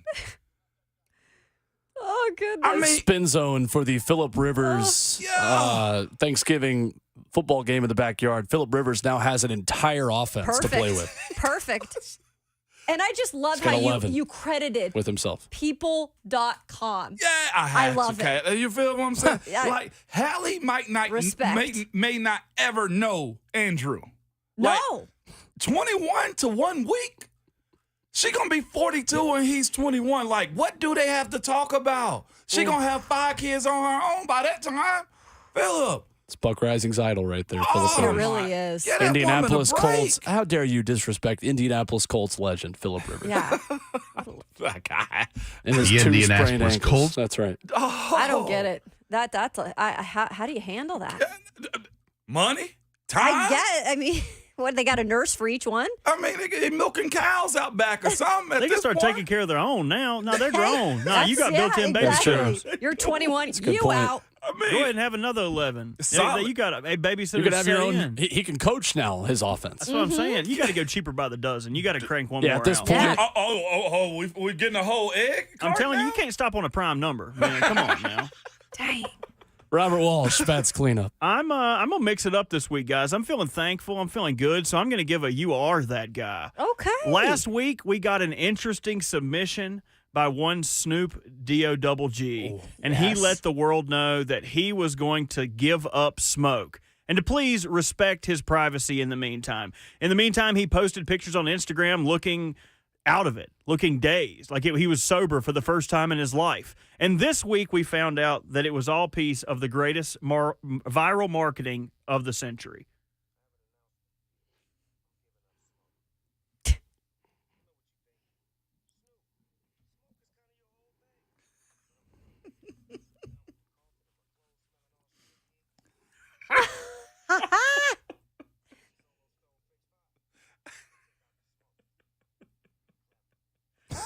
Oh. Going smokeless. It is a smokeless fire pit. Oh, my gosh. Snoop Dogg. Snoop Dogg has joined the ranks of Shaq. Snoop Dogg has joined the ranks of Peyton Manning. He is one of the greatest shills of all time. He can sell anything that he has to. Snoop Dogg, I award you with "You Are That Guy." That's pretty good editing right there. Somebody with a solo stove, that thing does work. It takes the smoke out. It really is. I don't know what they got going on. That was genius marketing. Frostbite in the Snoop. F&M Bank chat says, "You are not that guy, Robert, for believing him originally." I have nothing to rebuttal with. I think I everybody. had to think about that for a to be second. completely honest with you, I was trying to think of something clever. Well, like Snoop Right. Dogg, you don't want the smoke, so you're good. You're staying I out don't of it. want Yeah. the smoke. Stay out of the smoke. Honestly, I was worried it was a health concern. I I was was too. worried Yeah. that something was up with Snoop. He's getting older. So, but good for him. Good for him. Snoop is one of those guys who's stuck at like 40 years old. Like, he's Yeah. going to live forever. I love Yes. Snoop, man. Let's Oh, play some too. Snoop today. And his brand is big. He's a shield, like you said, Bert. He's also doing great stuff for youth over in California with those coaching Yeah. those teams. It's He really does. good stuff. He's got a few guys in the league. Yep. Philip in Springfield leads us off of the phones, where you can join us at 615-737-1045. What's up, Philip? Hey guys, how y'all doing this morning? Good morning. Hey, I'm the guy that called and roasted Dilfer here a few weeks ago. You remember? Yeah. I do remember. I got another one. My guy is Josh Heupel. I'm a Tennessee fan. I like what Josh is doing. His seat may get warm if he don't tighten up. But my point is, you are a southpaw quarterback for a Power 5 school, Heisman Trophy candidate, and now you look like you just got up from a pie eating contest at the county fair. You got nutritionists, you got dietary people, you got trainers. If you can't grow a beard, shave your face, clean your act up. You're not that guy. You're not that guy, pal. Trust me. You're not that guy. Thank you, Philip. Being the Tennessee head coach will do that to you. Look at the before and after of Jeremy Pruitt. Yeah. He aged in like presidential years. Like how presidents will start their terms and at the end of it they look like they've seen some stuff, because spoiler alert, they have seen some stuff. Josh Heupel's seen some stuff. And he already came in with a little extra, junk in the stomach. I was going to say, Josh Heupels, you're not that guy for a second straight week trying a pointless surrender field goal. Down by 4 scores, trying a field goal is embarrassing. Yeah. That's the biggest reason to me why Josh Heupel's not that guy right now. Only pushback I got to Phillip is I can't grow a strong beard. I like my goatee. Do I have should I go baby face? Go power No, team. I like the goatee. I don't know. I wish I would go power I don't think team. that would look good. It would clean, not. It'd look feel fine, me? but I don't know if I should go that's baby the face look. out here, man. That's the look right there. Eric in Nashville, next up on the phones. What's up, Eric? Hey, guys, Ramon, you got to forgive me. I was a little bit under the weather, still am. That's why I was kind of sounding sad yesterday. I'm just under the weather. Yeah, okay. Well, So, hope you guys- feel better. Oh, yeah, thank you. So, guys, I grew up a huge Dallas Cowboys fan, guys, and I've been a fan since the 70s. Even though the Titans are here, I cheer for the Titans. I can never boo the Cowboys. But my "You're Not That Guy" has to go to Jerry Jones. So, Jerry Jones, you finally are putting Jimmy Johnson in that ring of honor, and you're going to do it in the last Monday night game against the Detroit Lions. This should have been done a long, long time ago because of your pride and your ego. You were upset because you felt like Jimmy Johnson was getting more credit than you, and you fired him, which was one of the dumbest things you ever did. They did win a Super Bowl, Barry Switzer, but I don't count that. But as long as you're the owner and GM and keep meddling with that team, you will never win another Super Bowl. As a Cowboys fan, I hate that, but in some ways, I love it because you deserve everything you get. Guys, y'all have a happy Thanksgiving. Take care, and we'll talk to you soon. Thank You're you. not Thanks, that guy, Eric. pal. Trust me. You're not that guy. Thank you Isn't for the that your daddy? Yeah, you can't be talking about Papa call. Jerry. Jerry like Jones that. for Robert. That's right. I am estranged. Oh, I can't speak about first it. time today. Yeah. Child support Jerry checks been Jones might be my daddy, y'all. There it There you is. go. Jason in Murfreesboro up next. What's up, Jason? Hey, good morning, guys. Morning. What I want to talk about is most of the games now I watch on YouTube TV. So last night I'm watching on YouTube TV, and I'm like, I'm fine. It goes to commercial, right? So You're Not That Guy, or I should say Not That Store, is Target, man. The first commercial was cool when they played the dogs in the Target costume or their little outfits, but then they played it I swear 10 times last night. I was just like, Store, you're not that guy. Yeah. Just over and over again. It probably got my wife to go buy something. That's all I'm Exactly. telling you. You're not that guy, pal. Yeah. Trust me. You're not that guy. Thank you, Jason. I Not actually wrong, have to Jason. go to Target today. See what I'm saying? Got to go to Target with a very specific plan. Yep, because I'll get lost. That's right. And Keisha hits me. See, it's fun in here. No, it's not fun in So here. that gives you anxiety, not the grocery store, but Man. Target. Fun. I'd rather hear the Whopper commercial. Yeah. I'm starting to like the Whopper commercial. I don't like the remix. What's the remix? They got new lyrics on it. I don't like do. it. Really? Yeah, take me to the other one. Okay. That's kind of, it's like having Bill Walton on the call for one of your games. It's great when your team isn't playing, but the last thing you need after Will Levis takes his 7th sack of the game is Whopper, Whopper, Whopper, Whopper. But then when you're watching Bucks and 49ers, it's like you're like Junior double Yeah. bacon. You're singing along with it. It's like Bill Walton talking about Maui Jim's sunglasses and when he got his first pair of sunglasses back when he was 20. Man. And just goes on a rant. It's really fun when UCLA is taking on Marquette. But then when it's your team and it's a 3-point game with 3 minutes left, I don't want to hear Bill Walton. Hey, that's a guy that always needs to have sunglasses on. Oh, yeah. You know why. Like Snoop Dogg, he's not going smokeless. Yeah, you know why. I don't know if it's real with him. Yeah, it is. I've met him. Ooh, It real. Eyes. He needs some Visine. Often he needs some It's real. Visine. 615-737-1045. Dude. Coming up, Oh, jeez. there are 3 halftime shows for this year's Thanksgiving Day games of the NFL. We'll rank 1 to 3, which one you would most like and least like to see. And number 1 is going to be an easy choice. Coming up next.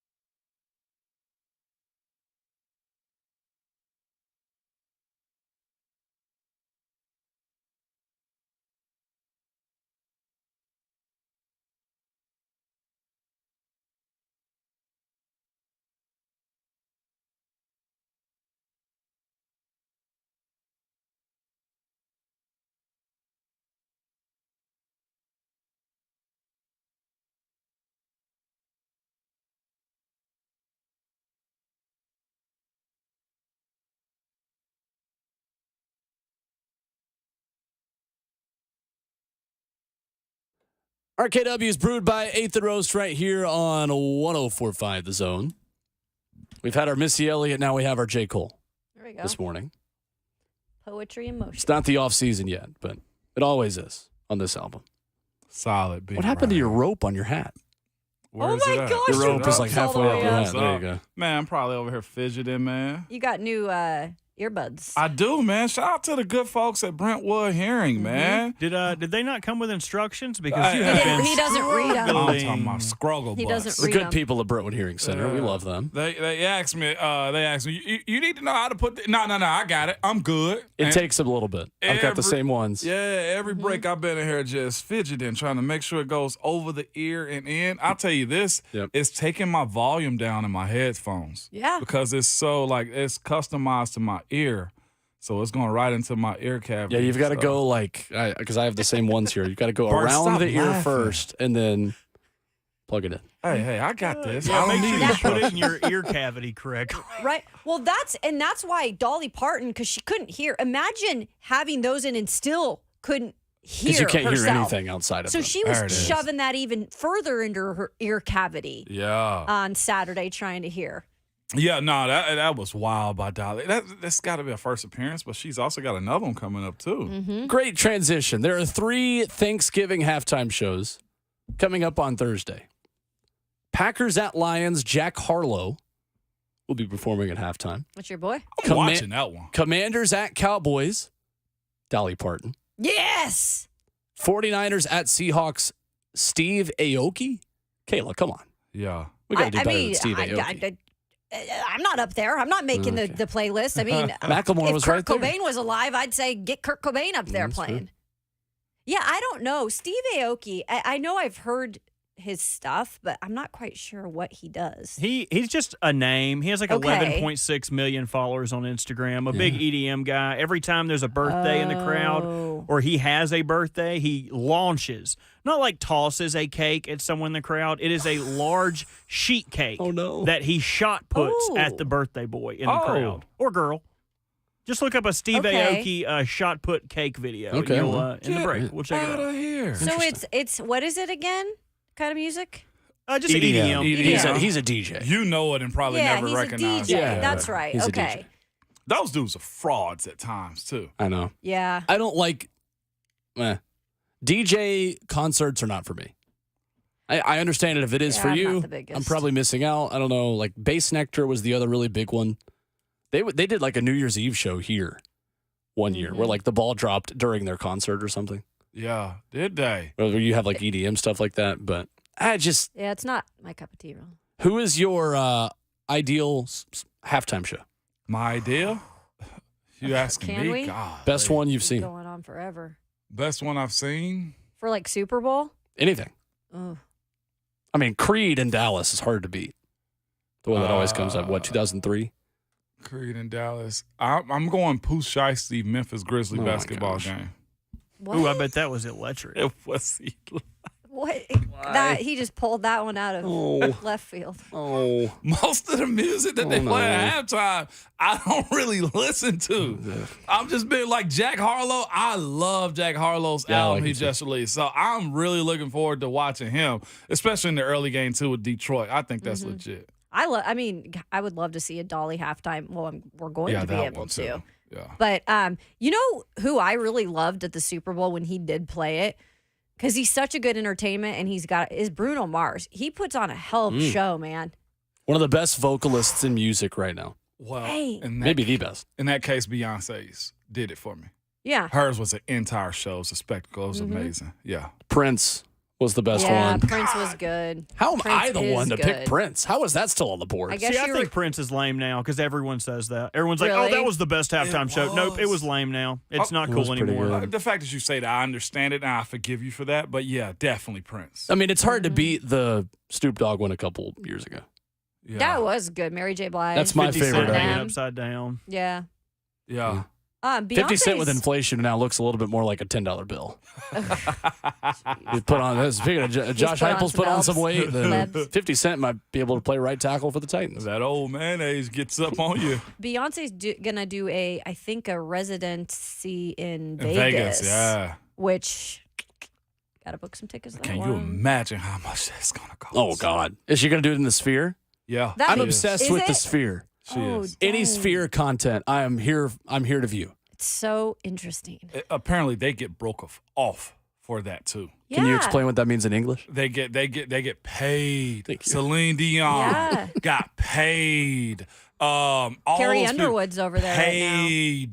That residency is huge, man. Usher Yeah. right now. He's still going. Mm-hmm. Coming up, fourth and final hour, Ron Slay at 9:20. Mike Vrabel yesterday saying he is not concerned with his team's culture. We'll give you an interesting quote from the head coach yesterday at the podium coming up.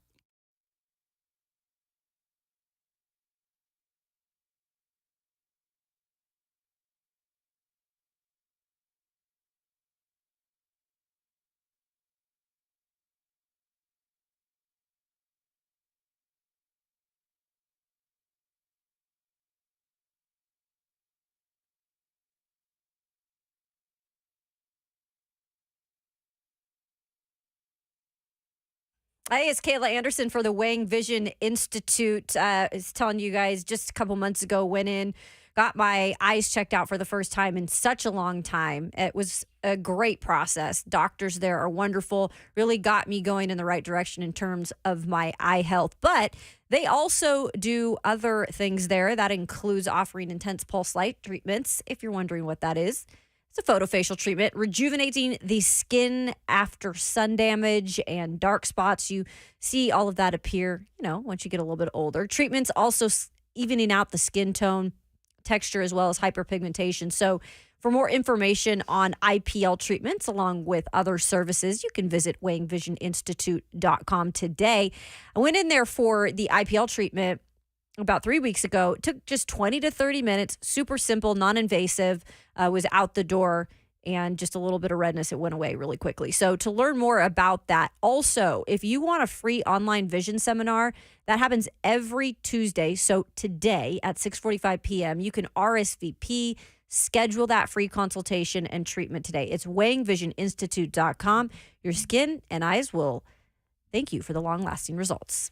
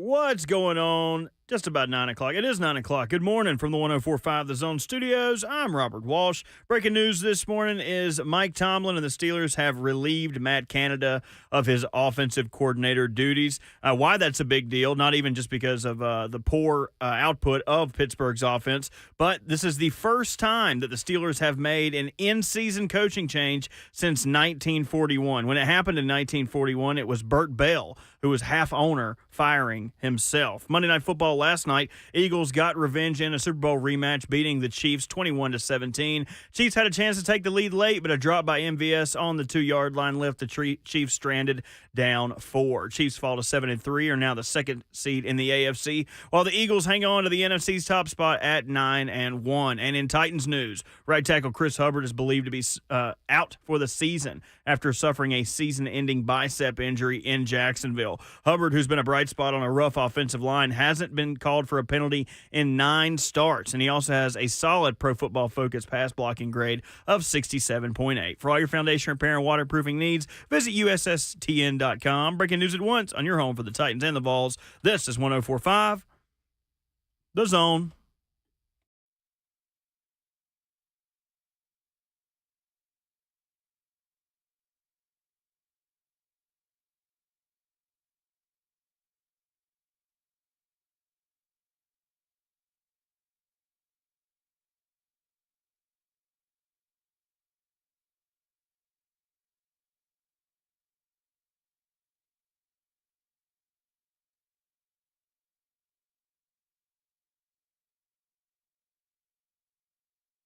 $60 minutes left on your Tuesday morning edition of RKW. We are brewed up by 8th and Roast, caffeinated and opinionated for one more hour. 8th and Roast, locally owned and operated by lifelong friends turned business partners who designed the local shops as a way to feel welcomed, connected, and part of a community. And if I do say so myself, a cold and a rainy day is the perfect day to fill with an 8th and Roast latte. A breakfast sandwich, a scone, perhaps. Sounds good. Perfect day for it. It's always a perfect day for 8th and Roast, especially when it's cold and rainy outside. A little drizzle going on right now, man. I got Ron Slay is stopping for a little breakfast right now on his way to the studio. There you go. You know what I'm saying? Like, good vibes. You're right. Coffee on a drizzle day, Will? Nothing better. Love it. Or if you're flying out because you're going somewhere for Thanksgiving, there are 2 8th and Roast locations at the airport. Sure are. Yeah. I'll be doing that in about an hour and a half. I will be doing that tomorrow. Hey, let's go. Good people. Yeah. 615-737-1045, our number in the F&M Bank chat on 1045 The Zone TV. And if you are traveling for Thanksgiving and you're out tomorrow somewhere, download the 1045 The Zone app in the App Store, and you can listen to The Zone, listen to RKW wherever you are tomorrow around the country. Good way to be. Really easy as well on Apple CarPlay to just go to the Zone app there. You don't even have to touch your phone. You can hear us right there. Just get to it. Good way to live your life. Yeah. Mike Vrabel says yesterday, I don't think the Titans have a bad culture. Saying we've lost. We try to block extra points. You can judge some of that on the effort. And then adds, Jacksonville is a better football team. They're better coached, and they have a better team right now. That was some reality. That was self-realization of himself, like self-reflection. There was a lot that Vrabel said right there. We text, what day was it? Yesterday. I'm tripping. Like, my day's been blended together. No, it's been crazy this Yesterday, week like, that was about as humble. Not that we're looking for Vrabel to be humble, but as real, as calm, less snappy than patient. Yes. That I think I've seen or I've heard him do a presser in a very long time, man. And you mentioned the culture quote, Will. That's very fascinating because I asked somebody actually on the team. I was like, what do you think you guys' issue? You know, what's going on? You know, just random conversation, will not disclose who it was. Like, what you think is guys, what's going on, man? I was like, just peep it. What? How do you view it? And this one particular guy was just like, I'll be honest with you. The culture in the room, in the building ain't bad. It's just like, we got some good stuff going on. It's not a culture problem that we have. And they started to just break down where issues were and stuff like that. I was like, that's fair. So the uproar that you have as a fan, you should, because losing sucks because of the support. You get emotionally involved in your team week to week and season to season.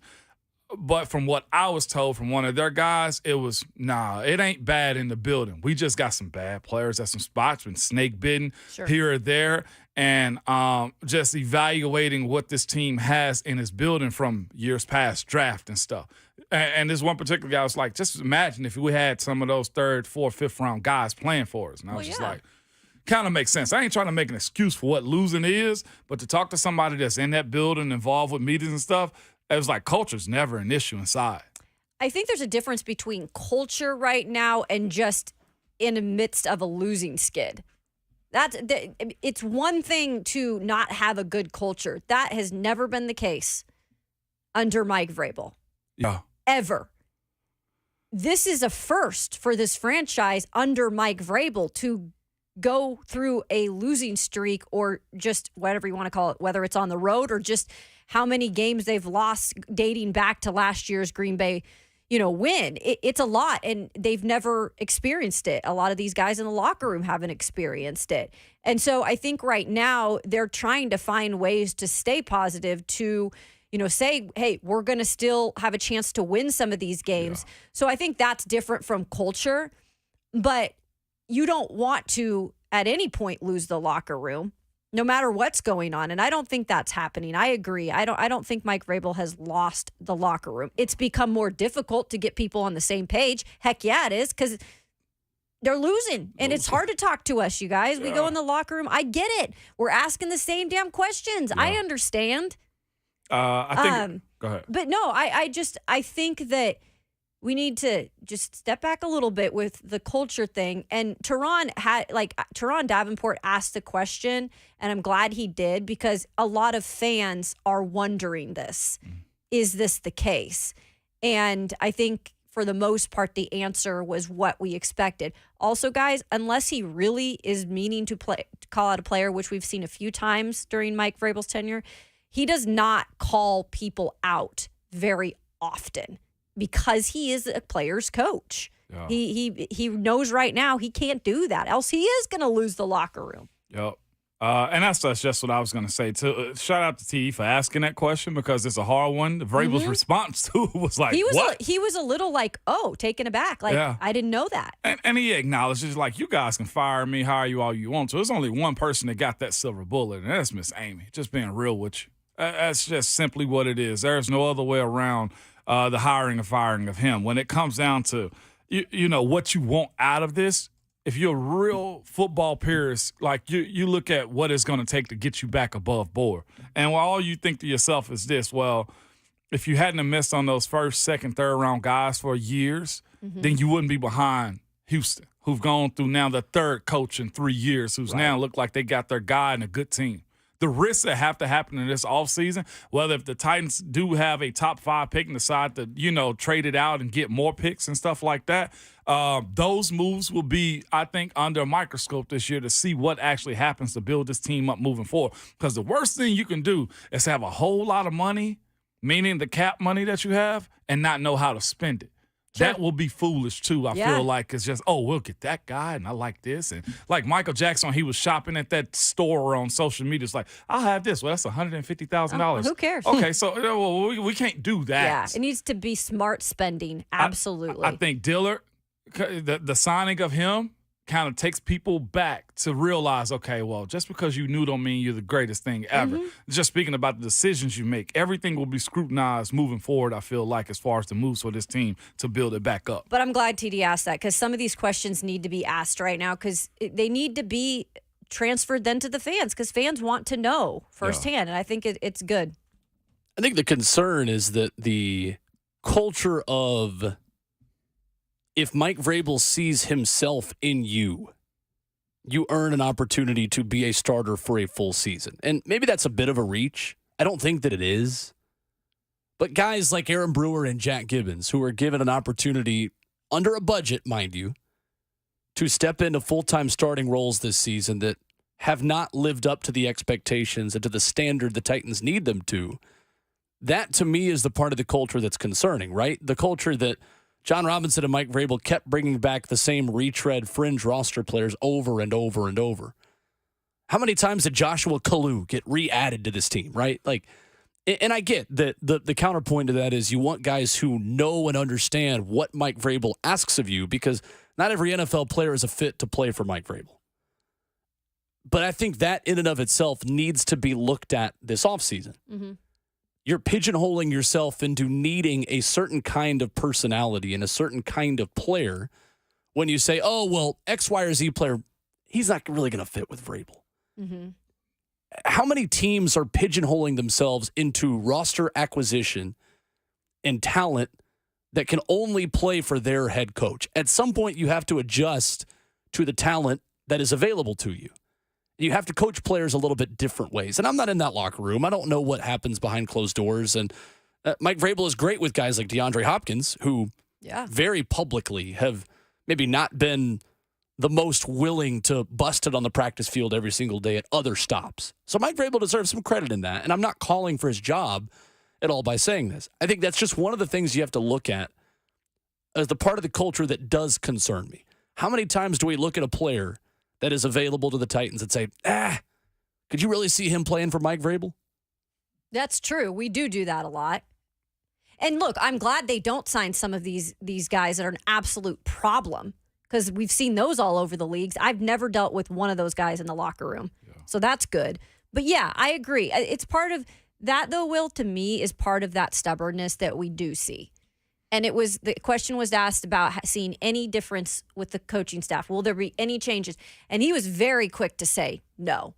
And I get it. Like, if that's what he wants to say, that's fine. And if that's but at the end of the year, you are going to have to reevaluate your staff. But that's also the answer he has to give in the current state that they're in. You know what I'm It saying? was the case with Todd Downing last year. You're right. And just did. like players, your coaches, you have to keep them. You're right. Yeah. And I ain't mad at it. Like, when you understand what and why the answer is, and you're like, okay, that's what you're supposed to say. Makes sense. But to look at this team in the last 17, 18 games, 2 calendar years, let's just go there. Mm-hmm. And the return of output that you've had from guys, whether it be development, whether that be understanding of schematics, because I feel like a good bit of what's going on up front has been because either guys can't learn it good enough, or the scheme is a little bit too complex in how they slide and pass pro and stuff like that. And it's not just them. It's the back end of it. If Byers got traded, then how does the guys behind him step in and play and step up to the task that needs to be? Why is it that we thought we was going to get a breakout year out of Rashad Weaver in year 3, and he's had a little bit of a step back, it seems like, being a healthy scratch on game days and whatnot. So he has to say,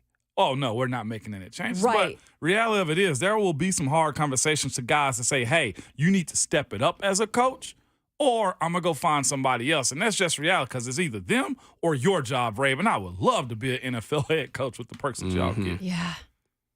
It's interesting. Mike Vrabel's done a lot of good things to establish a very healthy and positive culture. Mm-hmm. Now the next step of that is maybe acquiring more players that can fit into that culture and not being so stubborn. I think Mike Vrabel knows it. Yeah, and he's with Rand now, and that's a good relationship, I believe. And I think that they're on the right track with that first draft class, especially. We're always on the right track when Ron Slay is in the building. He'll join us talking Titans, a little bit of Vols, and a preview of what to expect as Tennessee tries to shut down the National Player of the Year in Zach Edey and Purdue later tonight. Ron Slay joins us coming up next.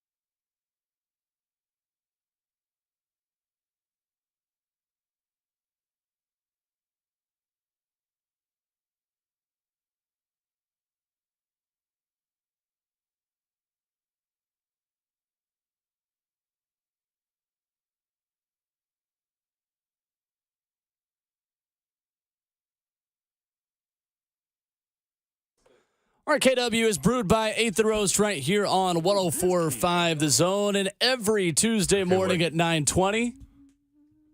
We are joined by Ron Slay of 3HL and of the SEC Network. What up, though? Good morning. What's happening? What's happening? Do you have a You're Not That Guy for people this morning? Since you usually do when you walk in. Yeah, I usually do, Will. Dang, I had one. And see, guess what? So I love y'all segment so much, and we have a rendition of it in the sense of Throw Punch Thursdays that we had to bring up. Yeah, so, it's aggressive. I like it, but it's aggressive. Come on in with it, you know what I mean? But so I've been writing them down, and I didn't write the one down I had yesterday. So I don't you hate that when that happens though? Because it's like you're like, this is a good one. No, it's a great one. Like, you know, I'm just like, I forgot. Yep. I had to give it to Philip Rivers, and it's such a. No, that was right. I heard that. That was good. So that was good. good. Yeah, at some point, you got to pull back, man, and give it a give. Like, you know what I mean? Yeah, take like Tiffany to Tiffany's. Come on, yeah, But don't take Tiffany to the bedroom. Yeah, you might need to get some danger in there. Some danger in there. Caution tape everywhere in there. This ain't the place. Imagine having a 21-year-old. That's tough. And a 1 week old. Yeah. I guess once you get to a certain age, though, you got to be a little self-sufficient and be like, hey, man, the 21. Once you get 17 to 21, you out of here. Yeah. Well, you walk over when you need a babassitter and say, 21, can you do something for me? Yeah, there you go. See. Don't even have to pay him. See. He do it every time, Dre. He do it every time, boy. Dog, I be sick. Y'all don't understand. So I always listen to y'all show. I stay in the bed and I listen. I put my headphone in. And I just sit there, and sometimes I'm not looking at the screen. I just got my phone sitting there on the charger listening. And the wheel hit one of them. I'd be like, hey, man, this dude here, something wrong with this boy. I just envision Slay with his eyes closed and one headphone in, and I make a bad joke, and he just go. No, I just shaking his head. I usually roll over and be like, okay, I ain't gonna turn it off yet. You know what I mean? The thing I love about you, Slay, is I feel like you love how much you get to hate me. Yes, like you love to hate me. That's actually at first you didn't really know how to feel, and you're like, I don't know if this guy could work with my brother. Yeah, I don't know if this is gonna work out. This is my guy at the same time because I've been on. And I hope I've gained your trust enough. No, you have, man. It's a good amount of chaos. You that car, man, on the interstate that has the baby on board sign. Oh my goodness! But you pull up and there ain't no baby. You just like, why you still riding around with that sign on there? It's kind of like, but at the same time, respect it. You know what I mean? Because you got used to that. You know, that person that pulls into the handicap lot. Yeah. And they get out, they walking fine. No, they perfectly fine. What's wrong with you? Wait, just move down 2 slots, man. Lee into something. No, that's my man, Will Lee. We and Will Lee had a different bond when we went down to LSU. That created everything changed. It started from Will picking me up. No. He's still throwing them out there. He can't stop. I picked him up playing Wipe Me Down remix with Slay at like midnight. And I said, all right, what do you want from Canes? We're going right now. I'm like, Will, you doing everything right. Ain't nothing I can say. We in Baton Rouge. You listen to Lil Boosie. We're going to Canes. We can't lose. Yep. Can't lose in this situation. Yeah, that was it. And we didn't lose. Yeah, and we didn't lose. We spanked them, actually. By the way, we were double fisting daiquiris in Tiger Stadium by the end of that day. Yeah, I was almost passed out. And then Will let you borrow the car. You did in the car. I did. I went to get victory drinks at walk-ons, and Slay's like, leave the keys in the car. KK, this was the longest walk back from the stadium. It probably was about 3/4 mile. But after the win, I've been drinking in the sun with no hat on or nothing. The sun just beating. It's no hiding from the sun in LSU Stadium. Like, forget about it. So walking back, I'm fried. I mean, woo! But walking. Sure. We're walking back to the car. Moseying on around. I'm talking to Papa Bowling. Papa Bowling, Will and his brother, Will and Wes. It was Wes one. Yep. They were on up a little bit ahead. So me and Papa Bowling kind of strolling together. And Papa Bowling is talking to me now, and I'm so zoned out. Everything sounded like the Charlie Brown lady. Yeah. You know what I mean? Yeah. And I'm looking at Papa Bowling, I'm seeing his mouth moving. I just keep thinking, like, who got the keys? Yeah. Like I'm about to pass out on this pavement. Which is rare. I was the one with the keys. Once we got close, I said, hey, Will, Them keys, man. I'm not going in there, dog. I got in that car, man, and immediately You were out? I was over. It was one of those tailgates too, where you had the big plastic cups. Yeah. Where every beer they give you is in the Lord, big. I still how- have that plastic cup. I kept it as a relic. Oh, that was of my first win. SEC road trip, and you know how you get somewhere and you just get overwhelmed and you just try to do everything. Well, I started drinking like what were we there? 7, 8 in the morning for that trip? Our show I think started at 7. It was early. I And it was- remember in that. Baton Rouge. And so they opened up the doors at 8. You know what I mean? Yes, and that was were it. like- all you can drink. We were at the bar. With Donnie Wait, you were at Plowman, the bar? Danny Yeah. White, and That's why our show was. yeah. I was turning around. Hey, At walk-ons, Two more of them right there. Right? We was like, hey, we got to get back on. Okay, cool. Hey, Danny Let's White's do coming it. on the show right now. Let me Danny. let me down this Yeah. block. Hey, Danny, bring me over It was one. wild, dog. I know you waited that day though, because I remember getting a text from my high school cross country coach being like, man, how lit is Slay already? And I specifically remember texting back being like, funny enough, not at all. I did wait. But the day is young. Yeah, I think that was really young. I think we finished up at like 9. It was an 8 to 9. It was 8 to 9 a.m., but we had to be there at 7. Yep. Is what it was. So we walked in first at 7. Man, that was such a fun trip. That was a good trip. And that was also really where fun they trip. knocked over your. Yes. Oh, That yeah. led to me drinking more. Like That instead also of just led to being you angry, doubting just getting Jaden fried. Daniels and LSU this year. This year. Honestly, it was probably I your don't hatred blame of you. that I one. take it back. I took it back yesterday. blame you. I took it back yesterday when we talked to Chris. I was like, dog, I got to eat a little crow in this one because I didn't with expect them to be that good. I also didn't expect Malik Neighbors, Lacey, all these guys to emerge and be received. So that's the thing I'm saying for Tennessee. When you look at what Tennessee has going on, those same guys that emerged when you had Brew McCoy, of course, his injury, when you had Squirrel White. Think about what Squirrel was doing last year when Joe Milton was getting in the game. Like, he was throwing 80-yard bombs. And it was like, no, how is Squirrel catching this? Yeah. Like, you know what I mean? Like, even if he was getting tackled at the 1, it was like, dude, he's stepping up. Then you saw what Ramel Keaton did. When Tillman went out, it was like, hey, man, dog, those 3 plus one of the young fellas, then they get the tight end transfer. It's like, hey, man, they got some weapons. And then none of them emerge. You know what I mean? Minus Injuries. Brew. Yeah, you got to throw that out there. But Ramel Keaton, I expected more from Squirrel. Yeah. You know what I'm saying? It's just different when you don't have that alpha. I think you ended up having so many alphas. Tillman was an alpha. Hyatt went prepared to be an alpha. You had Valus Jones. You had Brew McCoy, who Brew was fine. You know what I'm saying? It's just, dog, you needed some more help. You did. You know what I'm You saying? needed some more help. Yeah, you and did. if they would have emerged and been able to help Joe Milton, I think, and now Joe gets his share of the dude too. But Sure. I'm just saying those receivers, like what you saw, Malik Neighbors, dog, the outburst he had, like I wasn't expecting that. You just got to make a play at some point. Yeah, and that's what he gave him. He gave him opportunities, which opened up the field. Now he running for 150 yards. Yeah. You know what I'm saying? Yep. Yeah, instinctively too. You got to help out your quarterback. You have to. You have to. You have to. That No question. gradual progression. Yeah. That no LSU's had that. Yep. You're right. And Yep. Tennessee, the last couple games against SEC opponents hadn't gradually made that progression. No. I don't know if it's the Jimmys and Joes or is it a little bit of the system. And a portion of me, I am personally going to blame a little bit of the system. Okay. And that's, Offensively. I can dig that. Yeah. I can dig that. I am. And I'm going to go to the Jimmys and the Joes, so we'll go half and half on it. Yep. Because you look at LSU, since we're talking about them,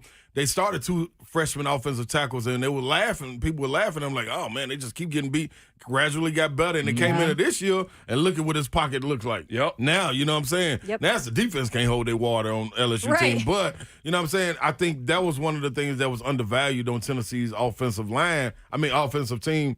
Offensive part of the ball is because of the offensive line, how great it was. You know what I'm saying? Like, Spraggins was held in check. He was the baby boy of that group last year. You know what I'm saying? And anytime he got out of line, hey, man, what the hell is you doing, man? Yeah. Now he walking all on the other side. Cooper can't do it all. Right. He got to get the play, know what's going on. So I need to tackle or somebody. Somebody get crazy, boy. You know what I mean? Get him together. You know what I mean? Pull him back. So it's just so much other parts of it, man. And I agree with you too, Savage. You always gonna look at it a little bit more when you talk about schematically and things like that. So you got to do something, man. It's because I feel like it's identical to what the Titans are doing also. When you can't get anything offensively and you three and out, the strong suit of this Tennessee Titans team is that defense. Yeah. And I feel like this year the leaders of that Tennessee Vols team will be more defensively. Although, again, I cannot stop saying it again. If I'd have gone to college and this is the best version of me, my senior year and year 7, whatever it is You for talking Joe. about Milton? 6. Yeah. Six for Joe.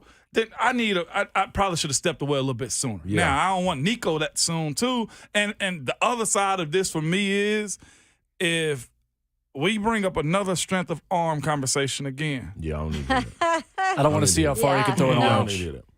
I'm No. done. And that goes for Levis. That goes Yeah. for anybody. Give me a playmaker. Yeah. Period. Unless you just gonna have plays 4 times a game where you're gonna throw 70, 80-yard bombs. If you coming out to start every game, you're gonna fair catch the kickoff and say, "Hey man, we're gonna take a shot." Like what was First it? Vic, play. well, when Vic went to the Eagles and they had Deshaun Jackson, and that was the first Yeah. play. We gonna do that every game. All right, let's do it. Yeah, show me that arm strength. Other than that, dog, I'm straight. Maybe on that's it. what they should do this year. You feel me? Yeah. It was cool. It was good to see. You know what I mean? And Like, I ain't good build-up. dogging them, but it No. is Yeah. the progression of, look, we got to be realists about what happened this year, too. It's time to move on. Yeah, Yeah, it is. there we It go. is. Now, I'm with you on in that game against Georgia, and I quote tweeted you back. Nico ain't going to save the day. No. I much rather No, see no. him all of Vandy or from the second all the way out through the rest of the game. Give me Nico whatever you want to do. And Slay, that's the question I was going to ask you as well. The way Clemson handled the transition from DJ Uiagalelei to Cade Klubnik last season. Can Tennessee do the same thing now with Nico Iamaleava? Because Austin Price told us earlier in the show, Nico can play against Vandy and in the bowl game and keep his red shirt. Yeah. To me, I think you run the ball 50 times in the first half, get yourself a lead, and Nico takes the entire second half. Yeah, I'm fine with that. I'm fine with that now at this point in the season. Now, you know what I'm saying? But I was not on board with him. And listen, this is another SEC opponent, but it is Vandy. So, I mean, like, you are in some state okay to put him out there. You know what I mean? This ain't Florida defensive line you going up. This ain't Bama defensive line. You know what I mean? This ain't Georgia defensive line where I'm scared. You know, Ollie Lane go down. Who you bringing in? It's okay. So I think you get your feet wet that way. I just wasn't.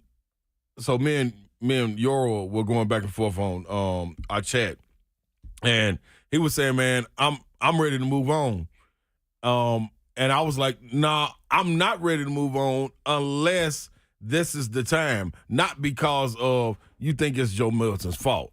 You know what I'm saying? Like, Right. Because it's everybody's fault. There's so many things to point to. Yeah. You know what I mean? And we live in transparency on our show, so I know he'll mind me sharing that through our chat. But my whole thing is like, okay, once you get to this point, that's understood. You know what I mean? If I'm Nico's father and I'm sitting there watching the games and I'm like, hey, man, I don't want my son in right now. You know what I'm saying? Like, give him the makeup time when the second and third string in. Let him get his feet wet. He going to be fine. He going to play football all his life. So he'll be cool.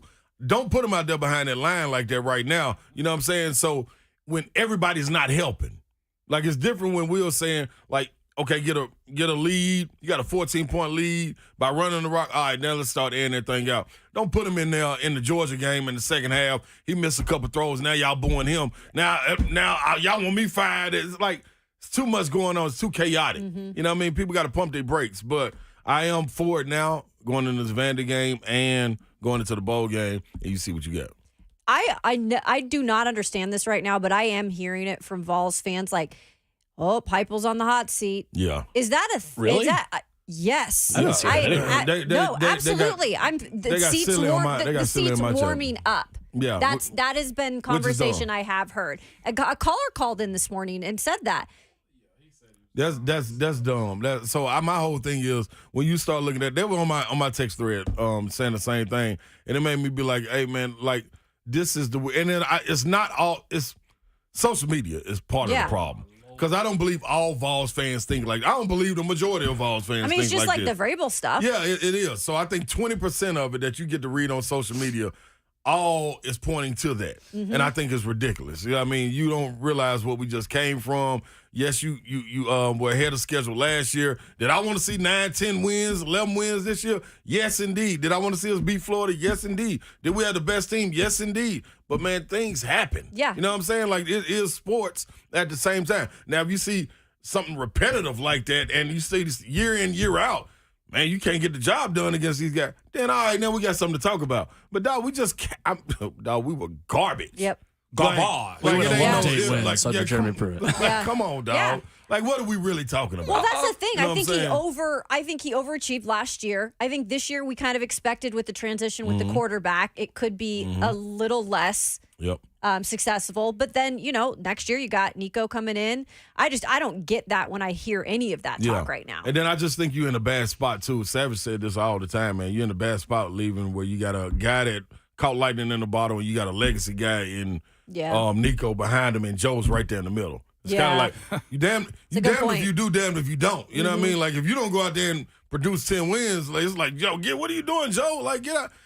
Any other season, we would have been dying to have him. Sure would have. You know what I mean? Like, I just being honest, you know what I'm saying? It would have at least been something to get the people in the stands while you losing all these games. He look good, you know what I mean? But, I think it's a little bit different, man, and the people that talk like that is just silly. And I just think it's a small percentage because I did have a lot of people come back and say, man, yeah, I appreciate you saying that and this, that, and that. Like, it's just – that's stupid, man. It's just silly. I know my issue and yours is, too, with certain stuff. I'm loyal to a fault. Yeah, that too.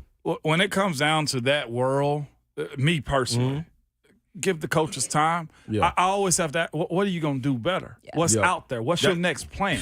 You got an offensive guy. You saw what he's capable of when the stars align and you get the right amount of prospects in. Let's not be real. I don't know if Darnell Wright is a first-round draft pick if this staff and coaching crew don't put him in that position. Agreed. So you've seen the results out of it. Sure. You've seen Cedric Tillman get drafted. You've seen Jalen Hyatt, who was on the back burner of all things Vols, evolve into an NFL player. And on top of that, Hendon Hooker still go third round. Like, I don't subscribe to fire that guy, that guy, forget this guy, forget that guy. World, I get it because emotionally, that phone – and them characters and your community on social media take you down that path. Let's not. We just got out, y'all. Right. We just got out. It should be a conversation. It sounds crazy. I know you finna alley-oop this thing, Will. This is my thing. We said 2 years ago when Hyper came in, he did good. The next year, going into Hendon Hooker's second year, it was like, all right, man, hold on. Now you start to have success at the end of that season. When you have success, coaches start to get poached. So is he gonna have to go back and tweak in the offseason? Yes. Do I think he should have did some different things? Yes, I think he should have talked to his staff about doing some different things, but he lost a key piece. Yeah, he did. You know what I'm saying? So yes, it's up to him come in at offseason, make another tweak. When you get good, your coaches are gonna get taken. And that's why when they get fired, you know what the landing spot is? Alabama. It you know what I'm saying? Because they bring them right back in and be like, all right, man, build yourself back up. See how winning programs work and go back out there. That's what it is. When you start to win, you're going to get poached. If you can keep your staff together real long, then you got something really special. So. Well, Vanderbilt is last in the SEC in run defense, giving up 176 yards per game on the ground. That is 108 in FBS college football. I think Tennessee could run it on every single play and tell them where they're running it and win this game by 3 touchdowns. Sounds fine to me. So, Tennessee, I think, still a good team against teams that can't stop the run. Yeah. When you take away the run, Tennessee's not a great football team right now. Yep. Coming up, you know who is a great team? Talk to me. Rick Barnes and the Tennessee basketball Vols. It still wasn't a foul on Carson Edwards, and Tennessee Purdue revenge might be coming up tonight. How does Tennessee fare potentially without Tobe Awaka guarding the National Player of the Year? Ron Slay answers that for us coming up next.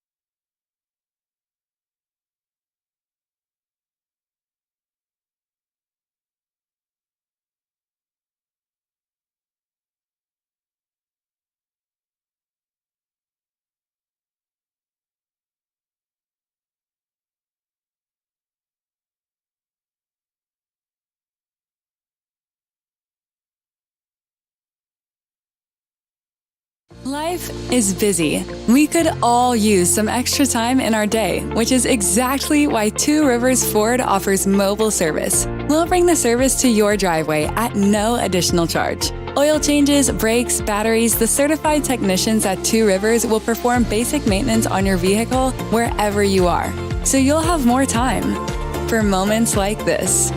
Schedule your mobile service appointment by scanning the QR code or calling Two Rivers Ford today.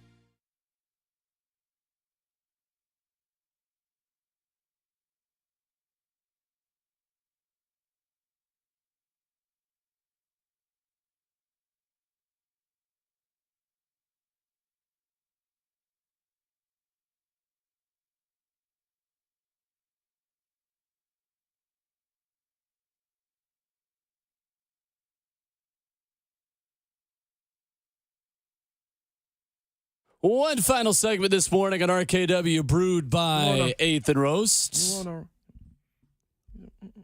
Ron Slay with us in the building. Tennessee, Purdue tonight at 7 o'clock. Slay, how does Tennessee guard Zach Edey, especially if Tobe Awaka can't play? Man, I think one thing that gets misconstrued when you start talking about bigs, especially when you get over 7 foot, you always try to say, man, run them, run the big. But you don't want to run a guy like this that's in, this type of shape. If this was his first year, it'd be different. But that plays to the bigs. That plays into his hands to me if you run them, because that's what you want to do as a big. You want to stay in transition. You don't want to have to come down, set up plays, go into pick and rolls, fight over screens, talk and help and do all that. You want to play in a rhythm, and transition running is a rhythm, and he's in shape to do it. So I think with him, man, you got to do your work early. A dude in this situation got to play with his feet and not with his body. And I mean that when you go down and you're eating and you're posting up on the block, before the ball is swung to the wing to make the pass come inside to the post, you got to do your work with your feet getting around and not try to bump and deny, play 3/4. When he catches it, play straight behind. If you do that, that's routine for a big man. It's a right-hand hook. It's a left-hand hook. 7-4, you can't stop this. You know what I'm saying? So if that's the case, I think if he plays with his feet, he'll be fine. You also, with the depth that Tennessee has, you got to be able to have ball pressure. You know what I mean? You can't have direct passes coming into the post.